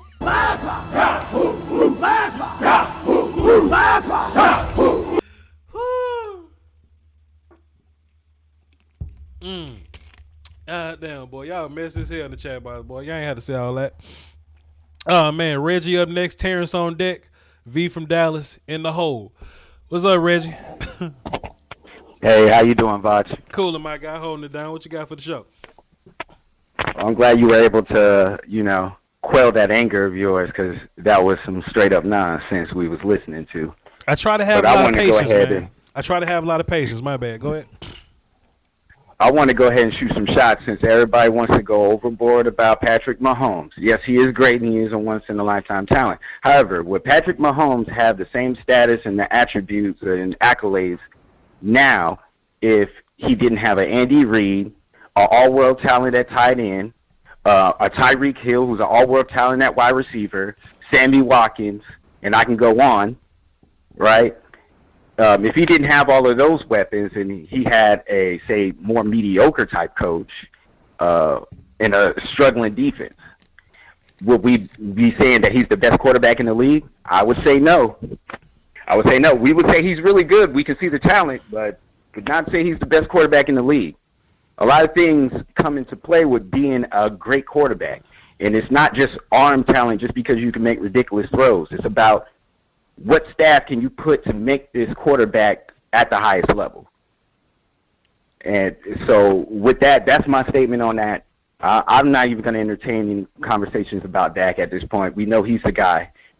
You're talking about a guy who the whole league looks at him as an elite quarterback. And these are football players who play the game, NFL football players, not us fans. Yeah. So if they see that Dak is an elite quarterback, what are we talking about? Yeah. I feel you, Reg. Appreciate it, man. I don't hate it. You know what I'm saying? I just feel like Pat different. You know what I'm saying? Like, sure, Pat is in a great situation to come in and be a Super Bowl guy, like, really early, but like Pat was great at Texas Tech too, player. Like, I'm watching Pat Mahomes film at Texas Tech, and he was my quarterback one. You know what I'm saying? So there was a lot of people that can vouch for that. Nick Gash can vouch for that. Pat was my quarterback one, and I just saw it in him. You know what I mean? So he'll have a lot more problems, but everybody will have a lot more problems. If Aaron Rodgers, like when Aaron Rodgers was having problems at receiving defense, he was looking weird, but guys still overcome a little bit. It is what it is. Nene says, I digress. Pat is top tier. Hey, man, for all of you, because look, Nene and Miss Scouting Pro walked in. Can y'all just throw some flowers at their feet while they walk to their table and make sure somebody get them a drink or something while they up here chilling? I mean, it's like 151, but like, they got money, so they like brunch around this time. That's that late brunch, that bagels and mimosa type. You know what I mean? Since they got a little money, so just drop a little bit of flowers on them. Drop them rose petals at their feet when they walk to their table. Make sure they're well taken care of and that nobody's being creepy with them in the chat box. Appreciate y'all, fellas. Tamara, too. Take care of her. I mean, she was here early, but, I think she left and came back or something. I don't know. Let's get Terrence on the phone and see what he's talking about. Terrence up next, V on deck, then G-Dub in the hole. What up, Terrence? What up, man? Cool. How's everything going? Everything. All right, Doski Woski. The conference has been locked. All right, yeah. Yeah, the last caller, man, yeah, he doesn't stand for real shit. Like, it doesn't matter about, about how pretty they throw or anything like that. It depends on what type of staff they going to. Like I said, the same thing about when it comes to, like, when the Bengals were being so sorry, so terrible, I was like, so I could tell they finna go get Joe Burrow. But I'm like, is he going to really turn out to be really good in Bengals, though? Because, like, that staff and just everything is just a mess with the Bengals. Like, I'm like, are they really trying to win? You know. But I was just saying about that caller. Yeah, he's right about that. And so he also said too as well about, he said he's not even gonna entertain these folks when it comes to conversation about Dak Prescott. Oh, we should go ahead and trade him, or we should go ahead and just let him go and get this quarterback from this and that.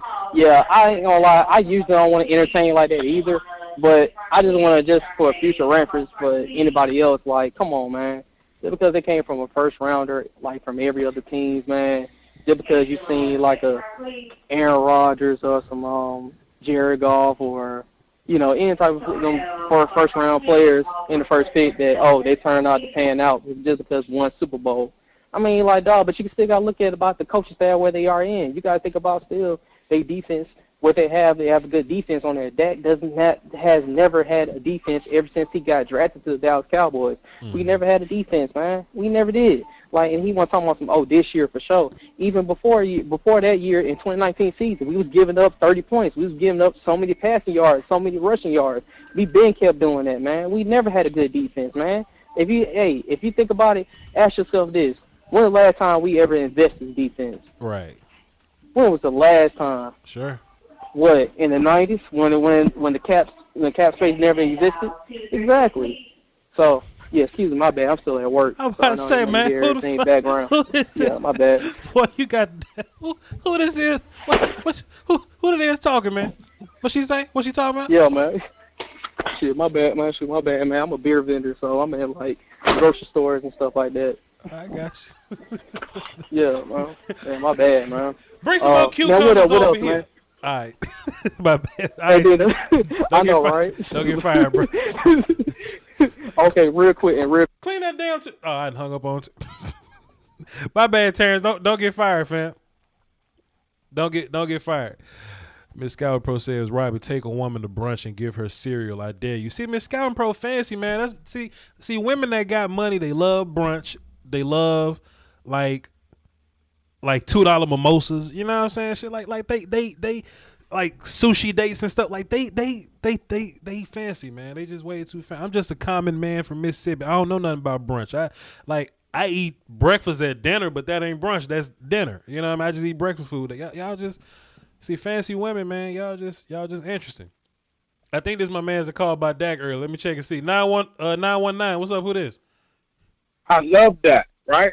Okay, okay. I heard that y'all was talking about me. Okay, this my I heard it. Hey, I love the energy. This my man's that called in earlier hating on Dak. I opened wounds up. I opened wounds up when I brought up Dak, and I seen so much people was talking about, but it's the truth, and I love Dak, man.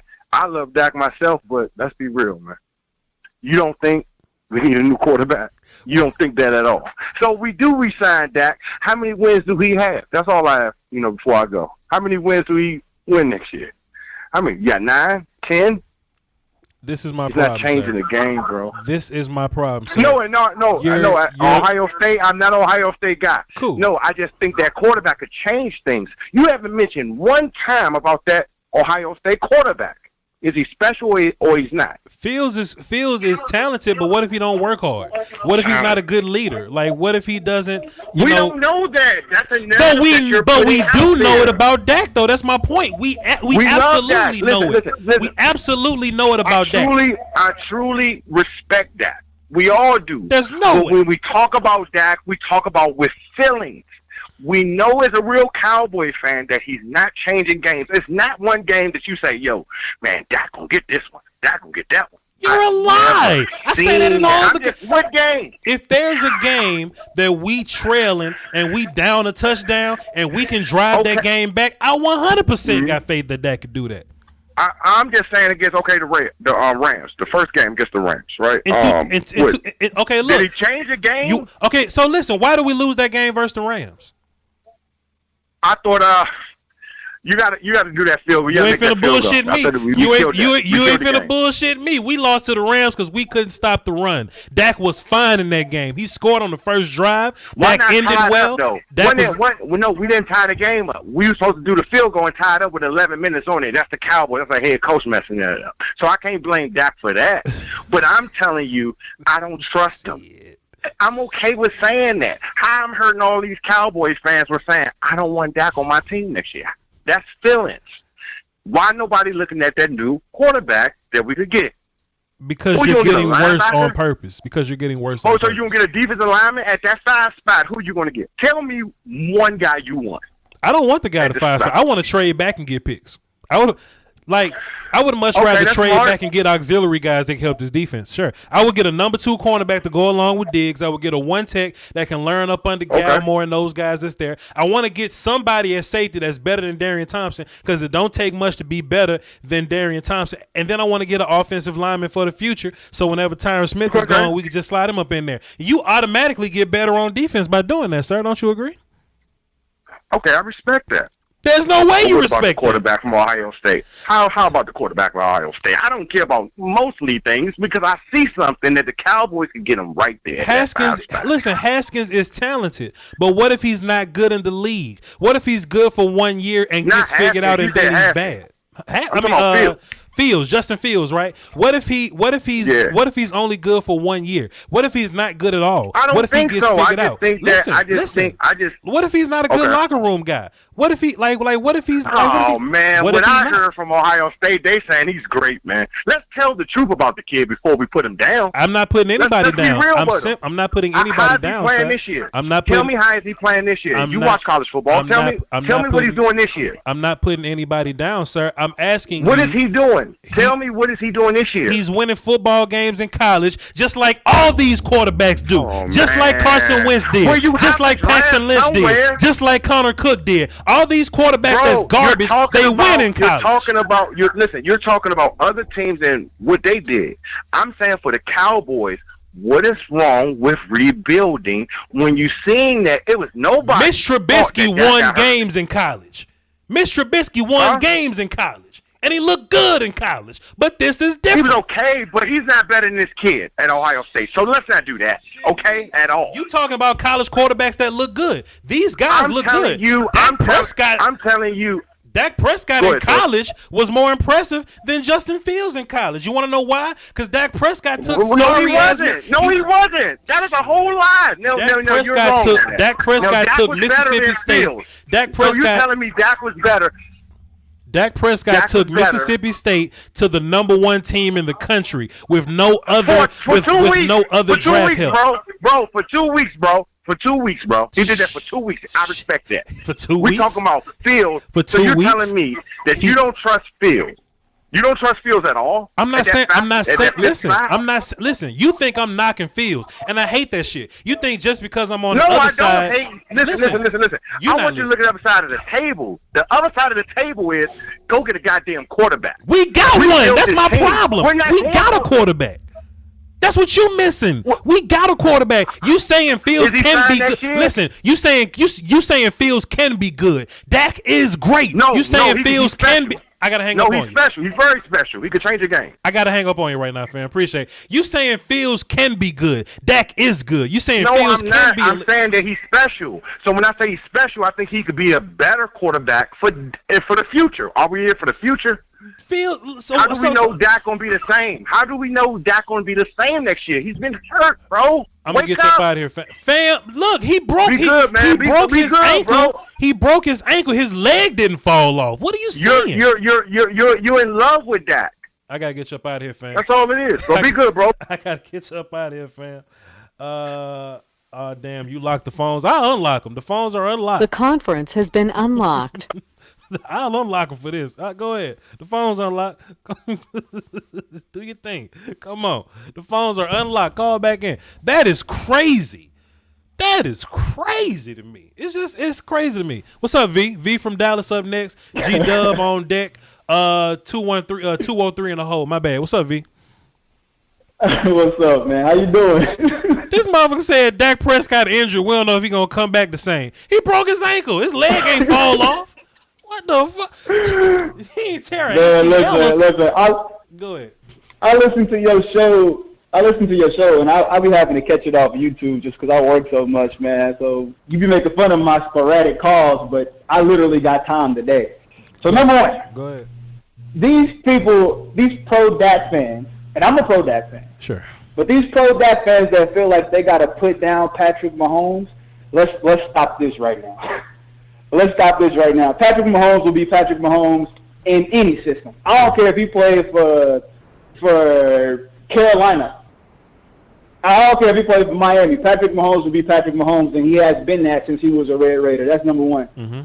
Number two, when it comes to Dak, and you know how I feel about Dak. I feel like he's the most polarizing athlete probably in sports today. Right. Honestly, about like how many people love him and how many people hate him. Right.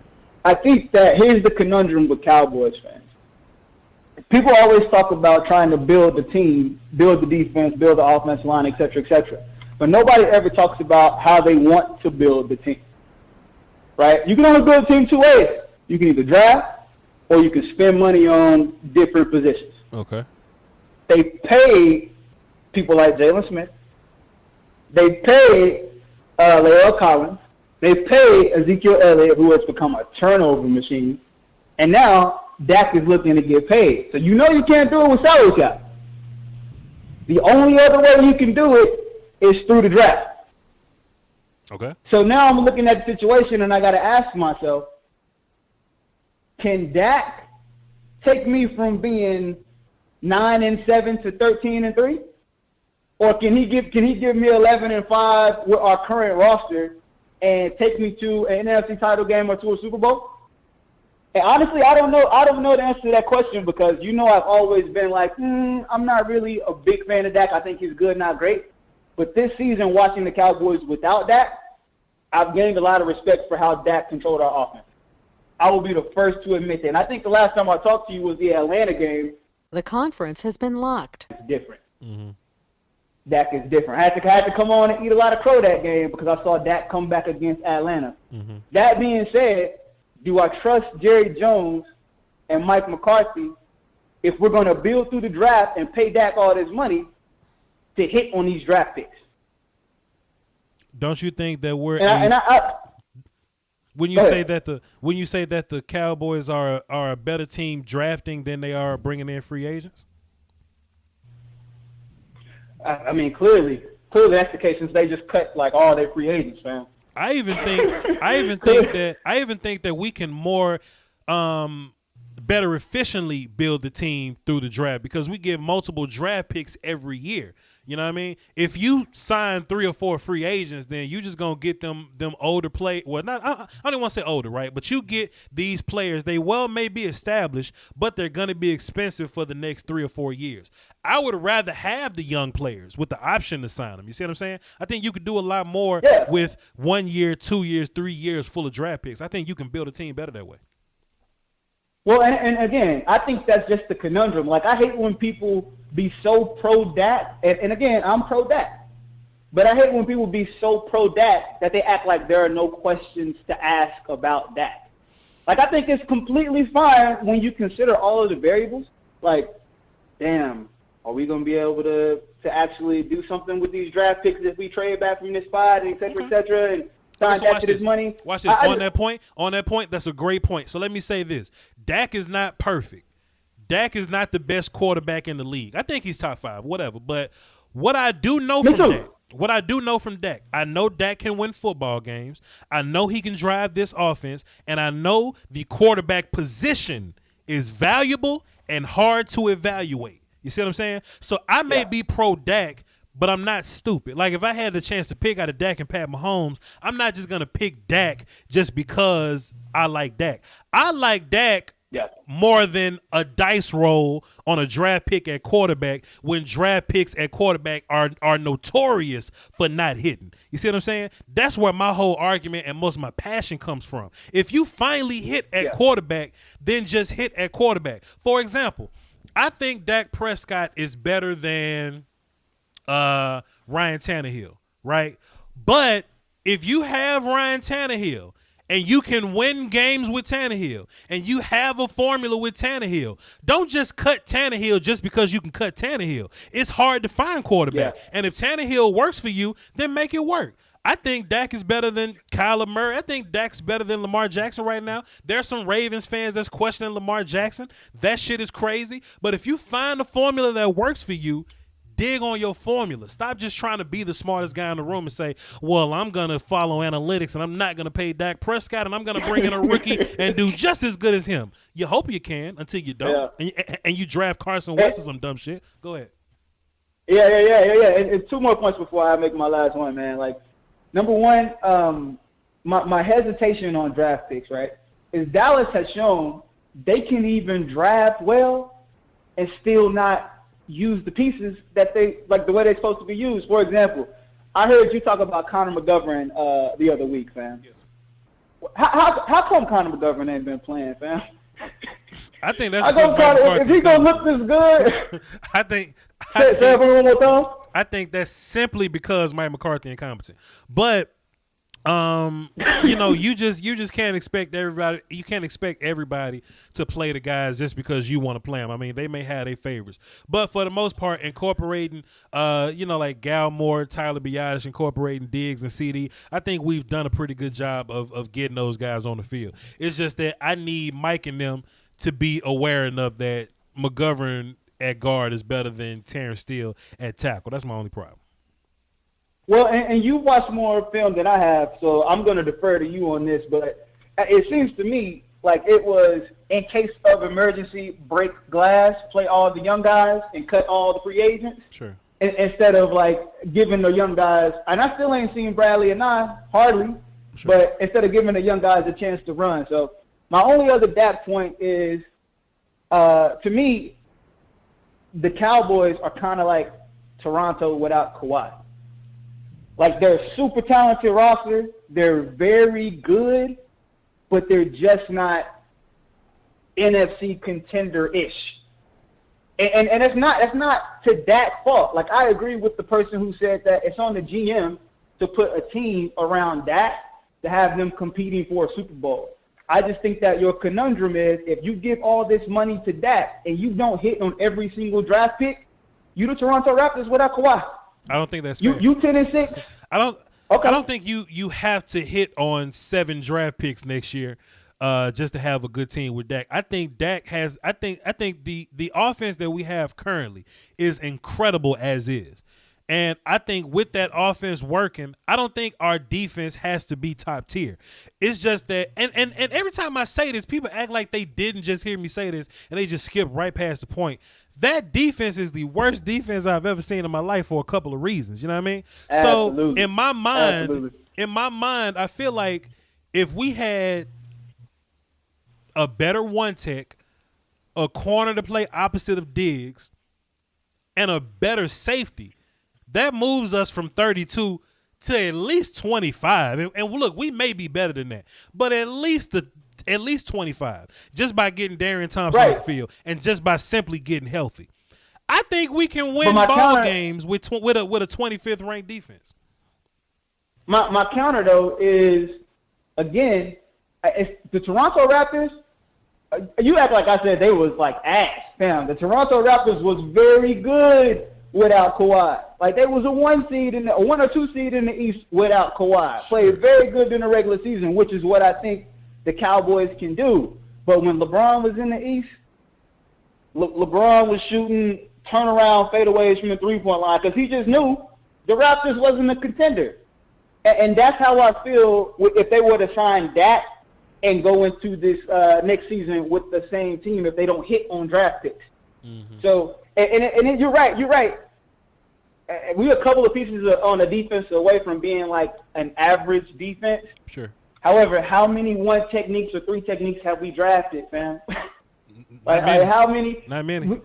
We are so inconsistent on hitting on these defensive players. It's just, I can understand the conundrum that people have when they, they're saying, hey, we may not be able to draft the way we're expecting our GM to draft. I don't even think that we're inconsistent drafting on defense. I just think that we just put most of our capital into offense. You know what I'm saying? Like, and we just we're only bad at places that we haven't drafted, and that's 1 tech, like Sam linebacker, free safety, strong safety. Like that's what we bad at.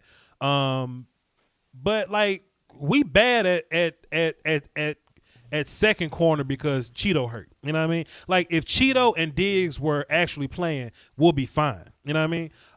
If we had a safety that's a little better than Darian Thompson, we'll be fine. One more thing for hang up on you. If Mike Nolan wasn't terrible, this thing might look a little different. I don't know. We'll see. V for Dallas, appreciate you, fam. Gotta get you up out of here. Yeah, man. Yeah. Gotta get you up out of here, man. I'm about to put this clock on because we've been going for about 2 hours. I appreciate y'all for coming through and all that good stuff, but we're going to definitely put this clock in. We got 6 callers. G-Dep, I said G-Dep. G-Dub, 203-601. That's Mississippi. 909-281-713 Houston. I'm going to get to all y'all.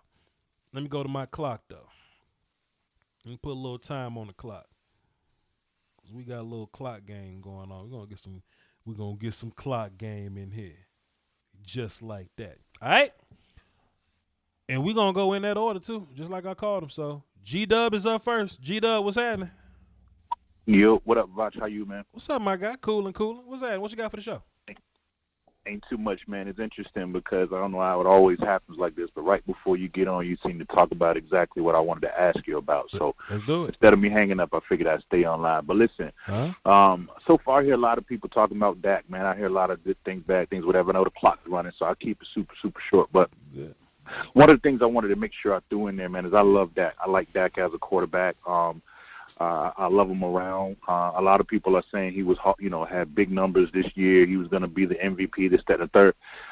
Just to play devil's advocate, man, I wanted to remind people, Voch, and I think you can attest to this, but a lot of those games, majority of those games, we were playing from behind. Sure. So Dak was throwing, we had to throw a lot more than we probably would have in any regular game. So I just wanted to remind people of that. But that same point would take me into my next, right? Like, I love that he put up those numbers. No, I love it. There's no bad thing about that. But I agree with you. This next year coming up, I don't know what they plan to do with him as far as big contract, franchise tag him again, or whatever the case may be.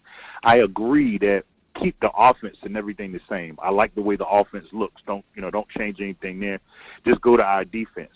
And one of the things I jotted down when you were talking a second ago was 25th ranked defense. You feel like can win next year, and I agree with that.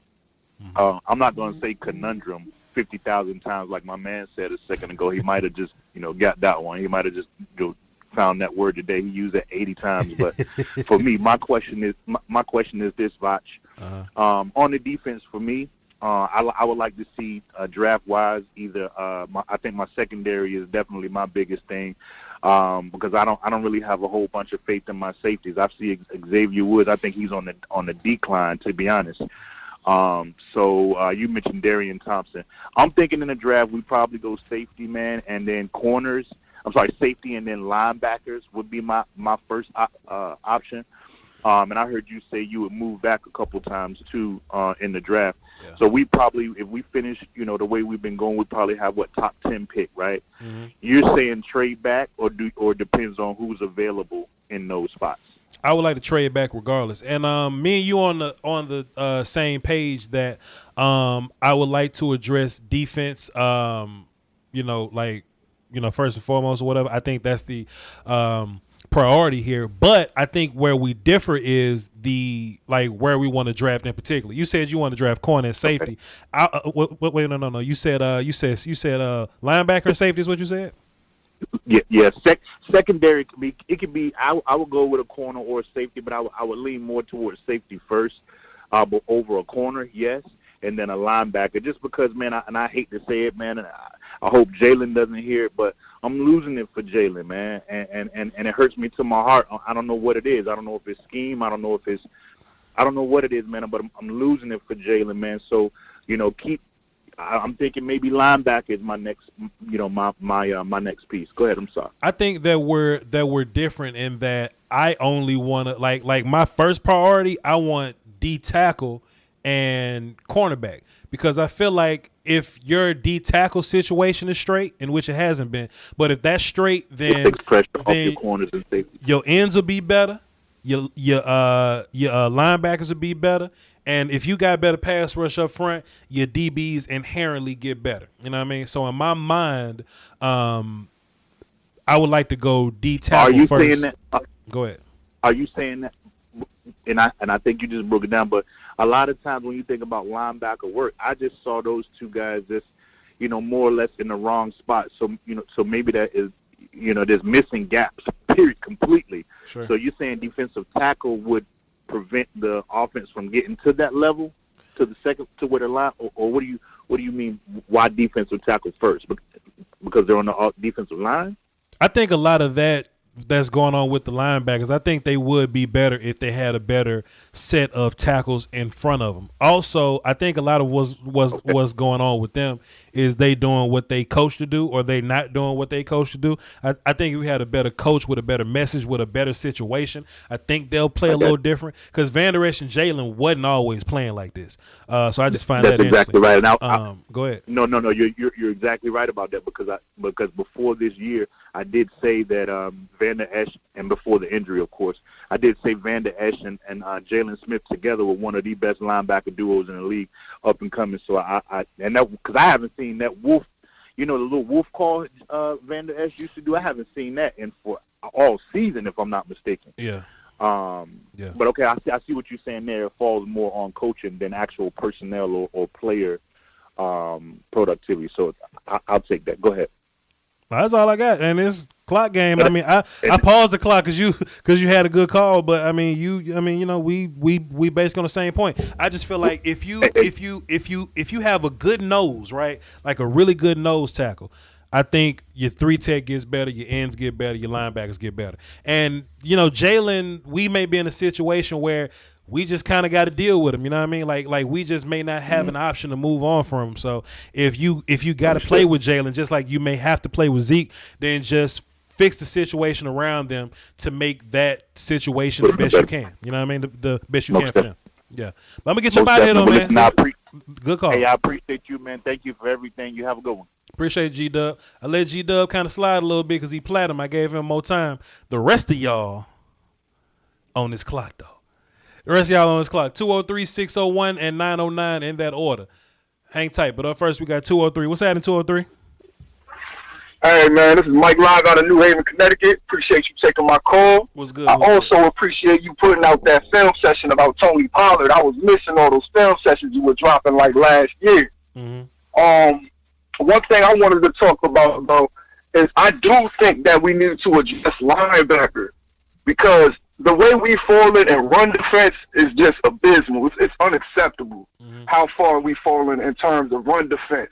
Yeah. But my thing is, I've been eyeing Micah Parsons, especially based off of your film sessions. But my problem with Micah Parsons is he didn't even play this season. Sure. And that's my issue. That's my issue with the draft as a whole. It's like, we want to get draft picks, but then at the same time, how hard of a time are people, especially scouts such as yourself, how hard of a time are you going to have evaluating the talent when so many people opted out? Yeah. That's my main question. Parsons was really a guy that really could have used another year of football. Him, Rousseau, Sewell, they could have used another year. So I definitely agree with you saying. Like if you got two guys and you think closely of them and the tags are touching, I'm taking a guy that played football last year opposed to the guy that played football 2 years ago. You 100% right.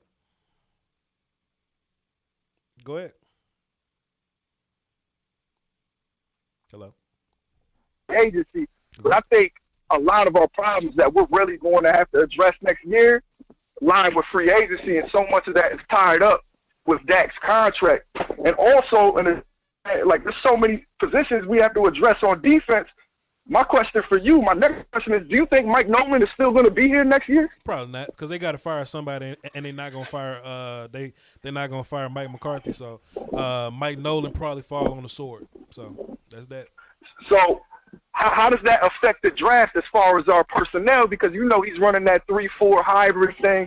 So when we go draft, what type of personnel are we looking for? Because we don't even know who our defensive coordinator is going to be next year at this point. And that's a fantastic point. I talk about that with all my draft cohorts.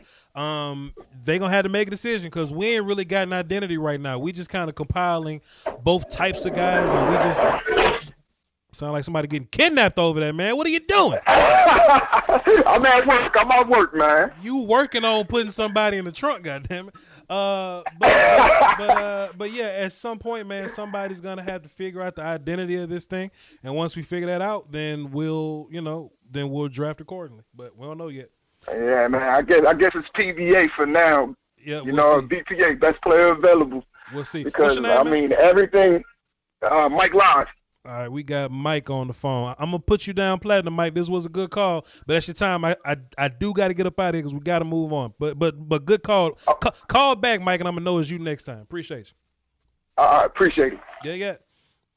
Great call from Mike there. We got 3 more people, 601-909-713.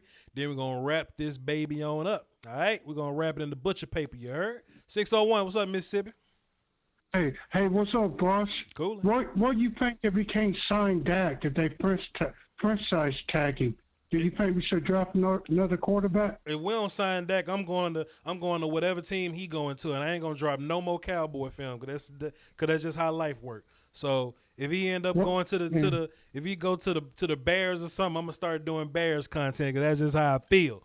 But I do think we'll be able to sign him, man. Dak's a good dude. Dak wants to be here, and the only reason the deal didn't get done because Ty France get on my damn nerves. You know what I mean? So Dak will be here, and if not, worst case scenario, we draft whatever quarterback on the board, I guess. But Dak will be around. What do you think about that cornerback out Alabama? Surtain is cool. It's just interesting if y'all go back and watch 2019 film, something that's really interesting. Surtain is on the field with Diggs, and you kind of get to see them next to each other. And I kind of like Diggs a little more than Surtain. You know what I mean? So it is what it is. I mean, Surtain's a good player. I would like to have him. It just depends on where we get him. I wouldn't want to get him at 4, but I would like to have him at 10 or 11. Are you going to do any film on Marvin Wilson? Hell yeah. Defensive tackle. Hell yeah. Go ahead. I think he'll be good for the Cowboys. I currently have some Marvin Wilson film on my Patreon. Y'all go check that out. About an hour, 30 minutes, and then I'm gonna drop like a highlighted version on the YouTube or whatever. So y'all just kind of hang tight. But go ahead. What about Patrick Jones and Jalen Phillips, defensive ends? You gonna do anything on them? Jalen Phillips from Miami is nice. He's good. Nice. I'm definitely doing a film on him. Now he's probably gonna be like a late first round guy, just to kind of who he is and his traits or whatever. And then he kind of had like a little injury bug kind of deal going on, so he might be like a late first round guy. But if you can get that dude late in the first or like early second or something, that'll be some good value on him. Mississippi, that's your time, man. But great call though. Salute. All right. Yes, sir. All right. Great call there, running down them draft prospects. Draft Voch, draft Lombardi. I've been putting this little hoodie on the screen a couple times, man. You know what I'm saying? My little Jerry Jones Scarface joint. I got 3 designs I'm working on. I just want to get a way to, you know what I'm saying, to get it all perfect. But when it get perfect, I'm dropping these on the store. I'm dropping them on the store, you heard? So y'all hang tight. Let me see if I can go to here and I turn those off and I go to there and that'll put me at desktops, and then I gotta go to YouTube things. There should be a folder that says YouTube things. Where's my folder? There it goes. My folder that says YouTube things. Then we got new shirts. All right, cool. So let's see. We're going to open you, and I'm going to come here, and we're going to go to image, and we're going to click image, and we're going to go to – actually, no, we can't go to image. Get out of image. We actually got to go to window share. So let's close image and go to window share. Yes. Bam. That's one. Okay. This is one. This is going to be a design on the shirt at some point. I think this is crazy, but we'll cross that road whenever we get there. Another one is bow. Crazy. We're going to put that on a shirt. You know what I'm saying? We just going to be proper. But my favoriteest one is one I've been showing y'all. We just got to figure out the details. This one's crazy. That is crazy. Right brick on my brick, ladies and gentlemen.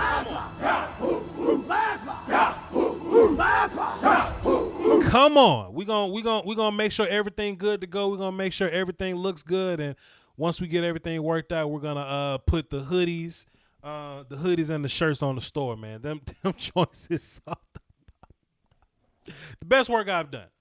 The best thing I've ever done as an independent designer. All right. And I haven't done very much independent design work.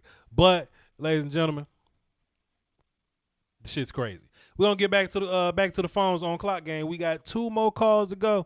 And we're gonna get up out of here. We got 901. What's up, 901? I mean, pardon me, 909. I apologize. 909, what's up? What's up? What's up with you, man? It's your boy West Coast, man.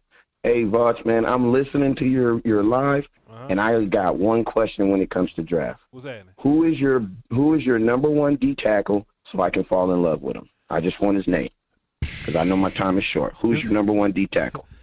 It's a rough year for D tackle, man. But so far, based on who I've been watching, there's a 1 tech from Florida State named Marvin Wilson. Take a look at his 2019 film. You'll fall in love. Marlon? You said Marvin or Marlon? Marvin, like Marvin. Marvin Wilson from Florida State. There's a young man from Michigan named Kwity Paye. He plays defensive end, but I think he got some 3 tech traits in him. Kwity Paye from Michigan. Michigan guys. Can I? I don't want to interrupt you, but go ahead. I gotta. I have a. You know how you date a girl and then you be scared to date them type of girls again. Yeah. So Michigan players, we date them and they be late bloomers. You know what I'm saying? And I'm not saying I don't have a problem with late bloomers, but I need a guy, not necessarily a guy who can start, because I don't have any expectations of a rookie flat out start. I don't have that. You can get a CD Lamb every now and then, but I don't, especially on the defense, because the defensive line, I understand they're playing the most experienced position in football, offensive lines. Yeah.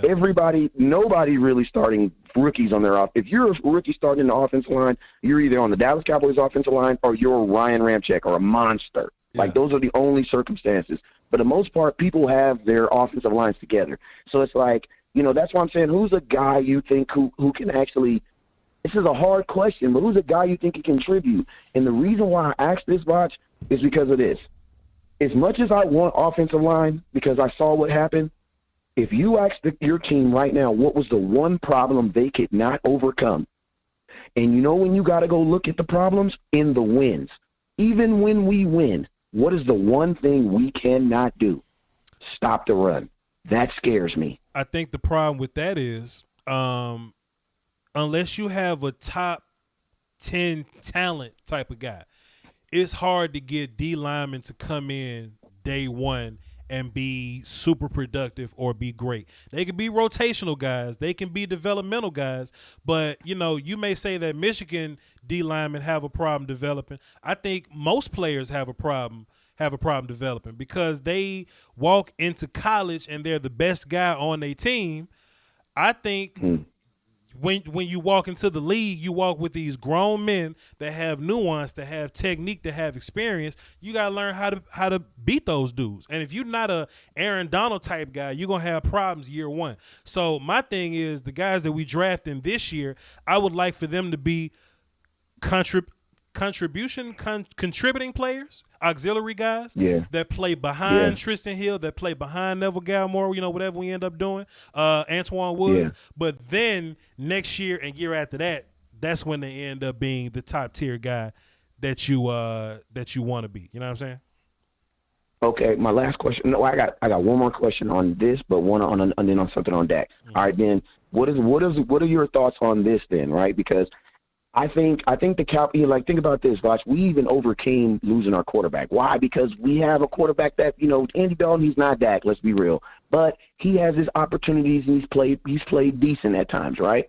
But we have not been able to stop the run. So my question is, is there a person or is there a D tackle that's on a rookie deal or that has the age that you would trade the first round pick for? And I know people are going to panic when I say don't even pick in the first round, but is there a guy? Because, I like what you say when you say grown men, because I believe, and I always tell my people on my page, Cowboys got grown man problems. We can't run, and we can't stop the run. And I feel like sometimes to fix a grown man problem, You just need to go get a grown man. So, like, I wanted to know, like, because free agency is going to be available. You know, is there a guy? Is there a free agent you wouldn't be trading for him? But I'm just saying, in those two scenarios, is there a free agent D tackle that you would be interested in, or is there a free agent D tackle that you think we can maybe get away from a team? You know, because I think that would be the easiest way to fix the run, man. There's a tackle coming out of the Giants, a guy named Dalvin Tomlinson. I think he'll be really good versus the run. He won't give you much as a pass rusher, but I think you want what you want to keep it cheap is you want a guy that's situationally good. If you had a guy that was good versus run and the pass, then he's going to be super expensive. I think you can get He's Dalvin. gonna be expensive.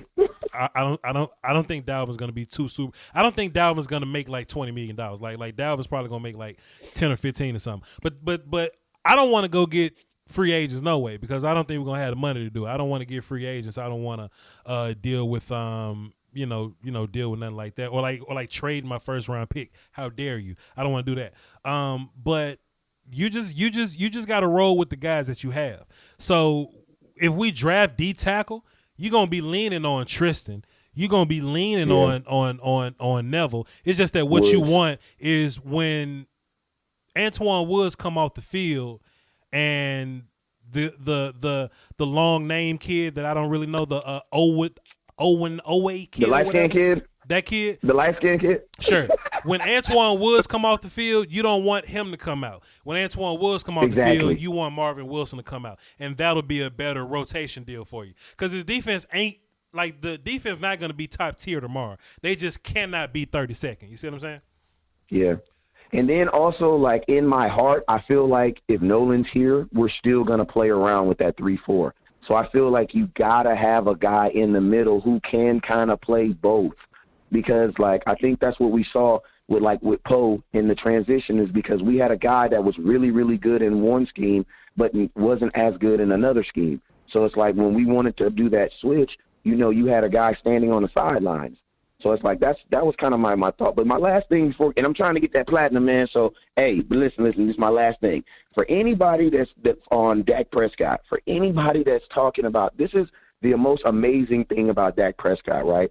Dak is really one of the only players in history to ever play on 2 one-year deals. Like, think about this. He's a fourth-round pick. That means he technically played on a 1-year deal when his first contract extended, and the kid got better from his third year. Then he gets franchise tag, and there's only been 2 quarterbacks in the history of the NFL that ever been franchise tag, and they all did not have productive season. Dak Prescott, in the midst of that, before he got injury, was on pace to do some amazing things. I think fans and us have to realize that when you sign someone, you're signing them to a 5-year, 4-year deal. So it's like you don't judge what he does on that deal in 1 year. And more importantly, Dak Prescott in the 4 years that he has played for the Dallas Cowboys has earned some credit. Yeah. Like, Voch, you know how you be all good with your girl for a couple of weeks, and then one day you just slip and just mess up. You know what I'm saying? And then you be like, hey, baby, remember them roses I bought you? Like, I think fans need to give Dak a little bit of that. Like, he has earned some credit. Like, even if he's diminished a little bit, he's earned some credit where we need to be able to still stick with that. And I love what you told the last guy about drafting a quarterback. It's like it's a lottery. And then my last thing that everybody has to know is this. Hey, I know I keep saying last thing. I know. My bad. I'm practicing too, Voch. You see, I'm practicing, man. That was the clock too. But go ahead, quickly, because that was the clock. But go promise ahead. You. Anything that you do in 2021 going forward, ask yourself this question: when do you want to win a Super Bowl? Because if you switch your quarterback, you cannot realistically say that you want to win a Super Bowl in 2021 because it's never been done, and it ain't been done from a rookie. Yeah. You know what I'm saying? So that's all I'm telling everybody. Any decision you want the Cowboys to do, before you think about doing that decision, ask yourself your question: when do you want to win a Super Bowl? Hey, appreciate you for having me on, brother. Appreciate it. Tyson, West Coast Cowboys. Was it Cowboy Scouts? West Coast Cowboy Scouts? Actually, man, I got a cool little letter. It's all just West Coast Cowboy. Anywhere you want to see it, man, it's just West Coast Cowboy, man. West Coast Cowboy. YouTube, Google them, Facebook them. Appreciate it. Appreciate it. I hit the clock on Tyson 2 times. Tyson, good dude, man. Tyson want to get his points out. Now, that was a very calm exchange between me and Tyson. Normally, I'm screaming at Tyson, and Tyson ain't letting me scream back at him. It normally goes a lot worse than that, but Tyson doing all right.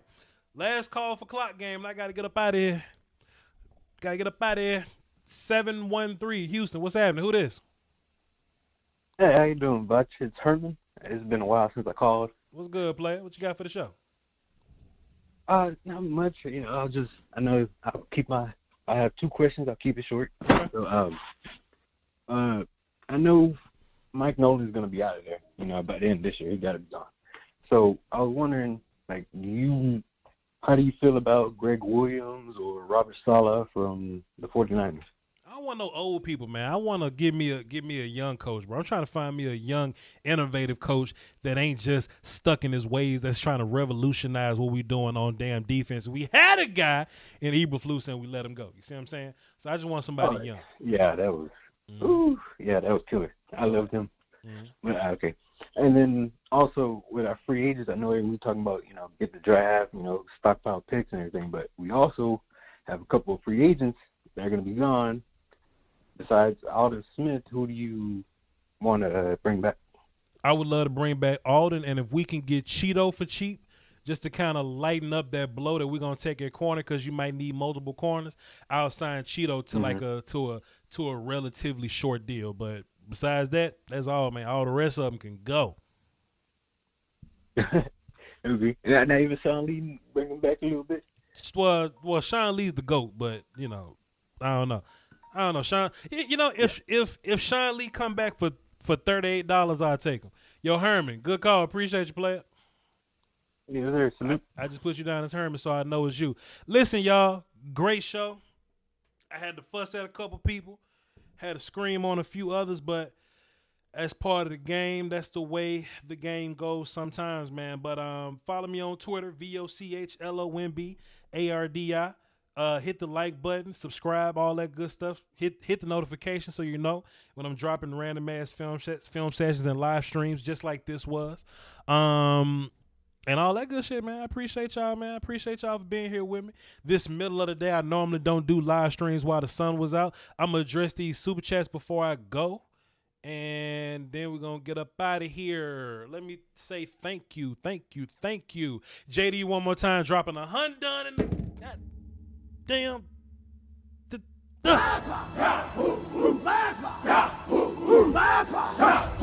Appreciate you, sir. Bahama Boys, appreciate you for dropping that deuce.